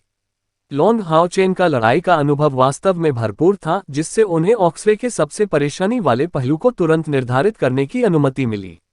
हाँ, यदि उसकी गति का पूरा उपयोग नहीं किया गया होता तो उसके पक्ष की युद्ध संरचना निश्चित रूप से टूट जाती। उस पल में युद्ध क्षेत्र केवल एक आदमी पैंथर दानव भगवान मंच बन सकता था। लेकिन लॉन्ग हाओचेन के अपने तरीके थे। होली स्पिरिट स्टोव वास्तव में गति विशेषीकृत राक्षसों के लिए अभिशाप है। यदि आप और भी तेजी से आगे बढ़ सकते हैं तो भी आपका लक्ष्य केवल यही हो सकता है और आप किसी और पर हमला नहीं कर पाएंगे। इसका मतलब है कि आपकी गति केवल मुझ पर निर्देशित होगी और जब तक मैं मारा नहीं जाता आप किसी और से निपटने में सक्षम नहीं होंगे। हालांकि लॉन्ग हाओचेन सारा दबाव खुद पर डाल रहा था, साथ ही उसने पैंथर दानव भगवान को और अधिक प्रभावी ढंग से कमजोर कर दिया। उनके बाएं हाथ में blue rain hibiscus of light रखा हुआ था। उसकी पीठ पर सुनहरी रोशनी की एक चमक में लॉन्ग हाओचेन के शरीर पर संत की आभा तुरंत तेजी से उठी, क्योंकि ये टिंग सीधे उसके साथ विलीन हो गई, जिससे उसकी आध्यात्मिक ऊर्जा और भी शुद्ध हो गई और अत्यधिक बढ़ गई। सूर्य चंद्रमा दिव्य घोंघा ढाल को अपने सामने रखते हुए लॉन्ग हाओचेन ने कुछ आध्यात्मिक ऊर्जा नहीं छोड़ी और इसे इस दिव्य उपकरण ग्रेट ढाल के अंदर डाल दिया। उसने गति के मामले में ऑक्सरे से प्रतिस्पर्धा करने के बारे में जरा भी नहीं सोचा था। 9वें चरण की गति विशिष्ट दानव देवता के सामने उसके डोमेन के क्षेत्र में प्रतिस्पर्धा करना बिल्कुल भी बुद्धिमानी का विकल्प नहीं था। इससे भी अधिक उसे ऐसा करने की कोई जरूरत नहीं थी। उसे बस दुश्मन को कोई मौका दिए बिना किसी हिचकिचाहट के खुद का बचाव करना होगा और इससे अधिक कुछ नहीं। बाकी सब उसके साथियों पर छोड़ दिया जाएगा। पवित्र आत्मा स्टोव के प्रहार से घबराहट की स्थिति में दानव देवता पैंथर गहरे लाल रंग की चमक के साथ फूट पड़ा और प्रकाश की गहरी लाल किरण के रूप में अचानक लॉन्ग हाओचेन के सामने आ गया। इसके 2 विशाल पंजे हवा में सीटी बजाते हुए लॉन्ग हाओचेन की ओर बह गए। उसके पीछे हर कोई देख सकता था कि लॉन्ग हाओचेन का दाहिना पैर थोड़ा पीछे हट गया और उसका पूरा शरीर झुक गया, क्योंकि उसके हाथ में दिव्य घोंघा ढाल ने बहुरंगी सुनहरी रोशनी बिखेर दी, जिससे सभी के सामने एक ढाल बन गई। धात्विक ध्वनि के साथ लॉन्ग हाओचेन प्रहार के सामने निश्चल खड़ा रहा। उसमें सुनहरी रोशनी अत्यधिक लंबी हो गई। फिर प्रतिशोध प्रतिभा। अपने कप्तान की स्थिति को देखकर उनके साथी लॉन्ग हाओचेन की अनुरोधित रणनीति को कैसे नहीं समझ सके। बिना किसी हिचकिचाहट के उसकी पीठ पर सवार सभी लोग उभरे और पैंथर दानव भगवान के चारों ओर हमले शुरू कर दिए। एक तेज झटके के साथ लॉन्ग हाओचेन को लगा कि उसकी बाहें सुन्न हो गई हैं। गुप्त रूप से वह अपने दानव देवता परिवर्तन के बाद दानव देवता पैंथर की क्रूरता और आक्रामक शक्ति के बारे में चिंतित होने से खुद को रोक नहीं सका, जो अप्रत्याशित रूप से एस्मोस के मानकों के करीब पहुंच गया था। देव स्तंभ द्वारा प्रदत्त प्रचंड गति को देखकर दानव लॉन्ग हाओचेन वास्तव में भाग्यशाली था कि वह टॉवर ऑफ इटर्निटी में स्पष्ट दृष्टि वाले दानव देवता को चुनौती देने में सक्षम हो सका। यदि क्रोसेल के पास दानव देवता का स्तंभ होता तो लॉन्ग हाओचेन निश्चित रूप से मरने वाला एकमात्र व्यक्ति होता। लॉन्ग हाओचेन को अपने मुके से खदेड़ने के बाद ऑक्सरे भी स्तब्ध रह गया। एक दानव देवता के रूप में उन्हें स्वाभाविक रूप से लॉन्ग हाओचेन की खेती द्वारा प्राप्त वास्तविक स्तर का एहसास हुआ। हालांकि इस पर लगे उपकरण वास्तव में उच्च स्तर के थे, फिर भी यह 8वें चरण के शूरवीर से अधिक नहीं था। उन्हें स्पष्ट रूप से विश्वास था कि खेती का अंतर इतना अधिक होने पर उन्हें मारा नहीं जाएगा। इसके अलावा वह पहले से ही दानव देव परिवर्तन की स्थिति में था, जिससे उसकी आंतरिक और बाहरी आध्यात्मिक ऊर्जा को गुणात्मक बढ़ावा मिला। यहां तक कि शीर्ष 50 में से एक दानव देवता भी उसका प्रतिद्वंद्वी नहीं होगा यदि वे उसके दानव देवता परिवर्तन का उपयोग नहीं करते हैं, खासकर जब ऑक्सरे की विशेषज्ञता उसका हमला है। उसका हमला बहुत शक्तिशाली था, लेकिन वह एक स्टारलाइट दिव्य जानवर से पैदा हुए दिव्य घोंघा शील्ड का सामना कर रहा था, और जो लॉन्ग हाओचेन के हाथों में एक दिव्य उपकरण के स्तर तक पहुंच गया था। ऐसा इसलिए नहीं था क्योंकि वह एस्मोस के हमले को रोकने में सक्षम नहीं होगा, इसलिए लॉन्ग हाओचेन ने उसके खिलाफ दिव्य घोंघा शील्ड का उपयोग नहीं किया, बल्कि इसलिए कि उसकी आध्यात्मिक ऊर्जा की खपत बहुत अधिक थी, जो इसे बहुत लंबे समय तक उपयोग करने से रोक रही थी। उसने जो इतनी लंबी लड़ाई में अच्छी बात नहीं थी। उस समय वह अपनी आध्यात्मिक ऊर्जा को बढ़ाने के लिए येटिंग की मदद का उपयोग करने का जोखिम भी नहीं उठा सकता था, क्योंकि उसे प्रकाश की देवी आर्या को शक्ति प्रदान करने के लिए येटिंग की शक्ति को संरक्षित करना था। लेकिन मौजूदा स्थिति बिल्कुल अलग थी। लॉन्ग हाओचेन अकेले नहीं गए, उनके साथ बहुत सारे साथी थे। उसका मिशन दानव देवता पैंथर के हमलों को रोकना और उन सभी को खुद पर निर्देशित करना था। उसके लिए sun moon divine snail shield से बेहतर कोई विकल्प नहीं था। दैवीय बाधा के साथ जोड़ी गई दैवीय उपकरण रेंज ढाल, यहां तक कि उसके दानव देवता स्तर के किसी व्यक्ति को भी एक दुर्गम बाधा की तरह महसूस होगी, जब तक कि लॉन्ग हाओचेन की आध्यात्मिक ऊर्जा कम होने के करीब नहीं थी। ऑक्सरे की चाल सफल नहीं रही, लेकिन उसकी भयानक शक्ति फिर भी सामने आ गई। पवित्र आत्मा स्टोव के प्रभाव ने उसे दूसरों को निशाना बनाने में असमर्थ बना दिया, लेकिन उसने दूसरों द्वारा लाए गए बड़े खतरे को महसूस करने से खुद को नहीं रोका। रुक कर एक कदम के साथ वह बिजली की तरह बच निकला और अपने पंजे लॉन्ग हाओचेन की दिशा में कर दिए। वह जानता था कि जब तक ये शूरवीर मरेगा, वह दूसरों से निपटने में सक्षम रहेगा। लेकिन जब पैंथर दानव भगवान अपनी चाल चल रहा था, डिम ग्लो ऑफ होप के सदस्य आ गए। दो लाल चमके एक ही समय में ऑक्सरे पर उतरी, क्योंकि इसकी गति और भी अधिक बढ़ गई थी। लेकिन जैसे ही इसने अपना आखिरी हमला किया, पलक झपकते ही यह अचानक रुक गया। ये दो लाल चमक झांग फैंग और हान यू की ब्लॉक क्षमता से थी। डेमन गॉड पैंथर को रोकते समय हान यू ने अपने ब्लेसिंग लाइट स्पिरिट स्टोव को सक्रिय कर दिया, जबकि उसके दाहिने हाथ पर जंगली स्कारलेट रक्त हिंसक रूप से ऑक्सरे की ओर बह गया। लाइट स्पिरिट स्टोव का आशीर्वाद निस्संदेह लॉन्ग हाओचेन की खातिर सक्रिय किया गया था, जिससे उनकी रक्षा का समर्थन करने के लिए अधिक आध्यात्मिक ऊर्जा एकत्रित हुई। क्या स्कारलेट ब्लड सैवेज पैंथर दानव भगवान को घायल करने में कामयाब रहा, यह उसके लिए चिंता का विषय भी नहीं था। झांग फैन का हमला बहुत भारी था। जैसे ही शील्ड बैश डाला गया, वह अपने शरीर की आध्यात्मिक ऊर्जा को अपनी ढाल में इकट्ठा करने के लिए ब्लॉक पर निर्भर था। प्रकाश का एक घना सार तुरंत ऊपर उठा, जिसने पैंथर दानव भगवान को बगल से मारा। ऑक्सरे की गति वास्तव में कुछ थी। दो शूरवीरों की ब्लॉक क्षमता के प्रभाव में होने के बावजूद उनके हमले अभी भी उसके पक्ष से फिसल गए। सातवें चरण से दो गार्जियन शूरवीरों के हमले ने उसकी अधिकतम गति को केवल थोड़ा प्रभावित किया। लेकिन इस क्षण में ऑक्सरे पर भारी रक्तपात का निर्देशन किया गया। ऑक्सरे की नज़र में वह ताकत कुछ भी नहीं थी, लेकिन उस रक्तपिपासु में निहित वध की आभा ने उसे अनियंत्रित रूप से कांपने पर मजबूर कर दिया, जबकि उसकी हमले की गति एक बार फिर कम हो गई। पौराणिक स्तर के ब्लड स्टॉर्म के भयानक हथियार ने भयानक शक्ति उत्पन्न की, क्योंकि इसने ब्लड सॉ के वाइल्ड डांस के साथ ब्लड स्लैश जारी किया। ऑक्सरे के लिए बड़े पैमाने पर हमले से बचना पहले से ही असंभव था। ऑक्सरे ने एक दहाड़ निकाली। भयानक शक्ति उसके शरीर से गहरे लाल रंग की लपटों के रूप में उठी और सभी दिशाओं में बमबारी करते हुए अनगिनत पैंथर की खोपड़ी में बदल गई। उसने इस पर विचार किया, भले ही वह लॉन्ग हाओचेन से प्रभावित हो, लेकिन क्षेत्र में हमले शुरू करना कोई समस्या नहीं होगी। इस शूरवीर को छोड़ दे तो दानव देव परिवर्तन को रोकने के बाद अन्य मनुष्य अपनी पूरी शक्ति से उसके हमलों का विरोध कैसे कर सकते थे। लेकिन उन्होंने पवित्र आत्मा स्टोव के परिवर्तन के बाद को बहुत कम आंका था। जब से यह शुरुआत में लॉन्ग हाओचेन को उनके पिता जिंग्यू द्वारा पेश किया गया था, तब से यह कई बार विकसित हुआ था। इन सबके बीच पवित्र आत्मा स्टोव के साथ येटिंग का प्रदर्शन और साथ ही गहन दृष्टि वाले दानव भगवान द्वारा छोड़े गए क्रिस्टल का अवशोषण भी शामिल था। उन अनगिनत ज्वलंत खोपड़ियों की उपस्थिति के तुरंत बाद अपेक्षित बहुदिशात्मक अवरोध नहीं हुआ, क्योंकि वे सभी एक रहस्यमय आकर्षक शक्ति द्वारा लॉन्ग हाओचेन की ओर पुनर्निर्देशित किए गए थे। वर्तमान लॉन्ग हाओचेन बहुत समय पहले की बहुरंगी गोल्डन शील्ड दीवार की आड़ में छिपा हुआ था। लाइट स्पिरिट स्टोव के आशीर्वाद से प्रोत्साहन के साथ लॉन्ग हाओचेन द्वारा दिव्य घोंघा शील्ड का उपयोग करने का समय वास्तव में काफी बढ़ गया था। इसके अलावा उसके पास येटिंग की बैकअप स्पिरिट ऊर्जा और थी सोना पिघला हुआ कवच। शील्ड दीवार पर बिना रुके हिंसक आवाजें गूंजती रहीं, लेकिन वे दिव्य घोंघा शील्ड को जरा सा भी हिलाने में सक्षम नहीं थे, और ऑक्सरे की गलती के कारण उसे दुश्मन के हमलों का सामना करना पड़ा। ब्लड स्टॉर्म का हमला सबसे पहले आया था, एक साथ ब्लड स्लैश और ब्लड सॉ के वाइल्ड डांस के साथ, जो उसकी सूजी हुई त्वचा पर कई तेज हवाओं में बदल गया। इन प्रहारों से एक अद्भुत खूनी रोशनी निकली, जिसके कारण ऑक्सरे जोर जोर से चिल्लाने लगा। भले ही दानव देवता परिवर्तन में होने के बाद उसके शरीर की सहनशक्ति बहुत बढ़ गई थी। आखिरकार वह रक्षा में कुशल कोई राक्षस देवता नहीं था। इसके अलावा ब्लड स्टॉर्म आक्रामक शक्ति पर जोर देने वाला पौराणिक उपकरण का एक टुकड़ा था। तुरंत उसकी पीठ पर एक बड़ा खूनी घाव रह गया।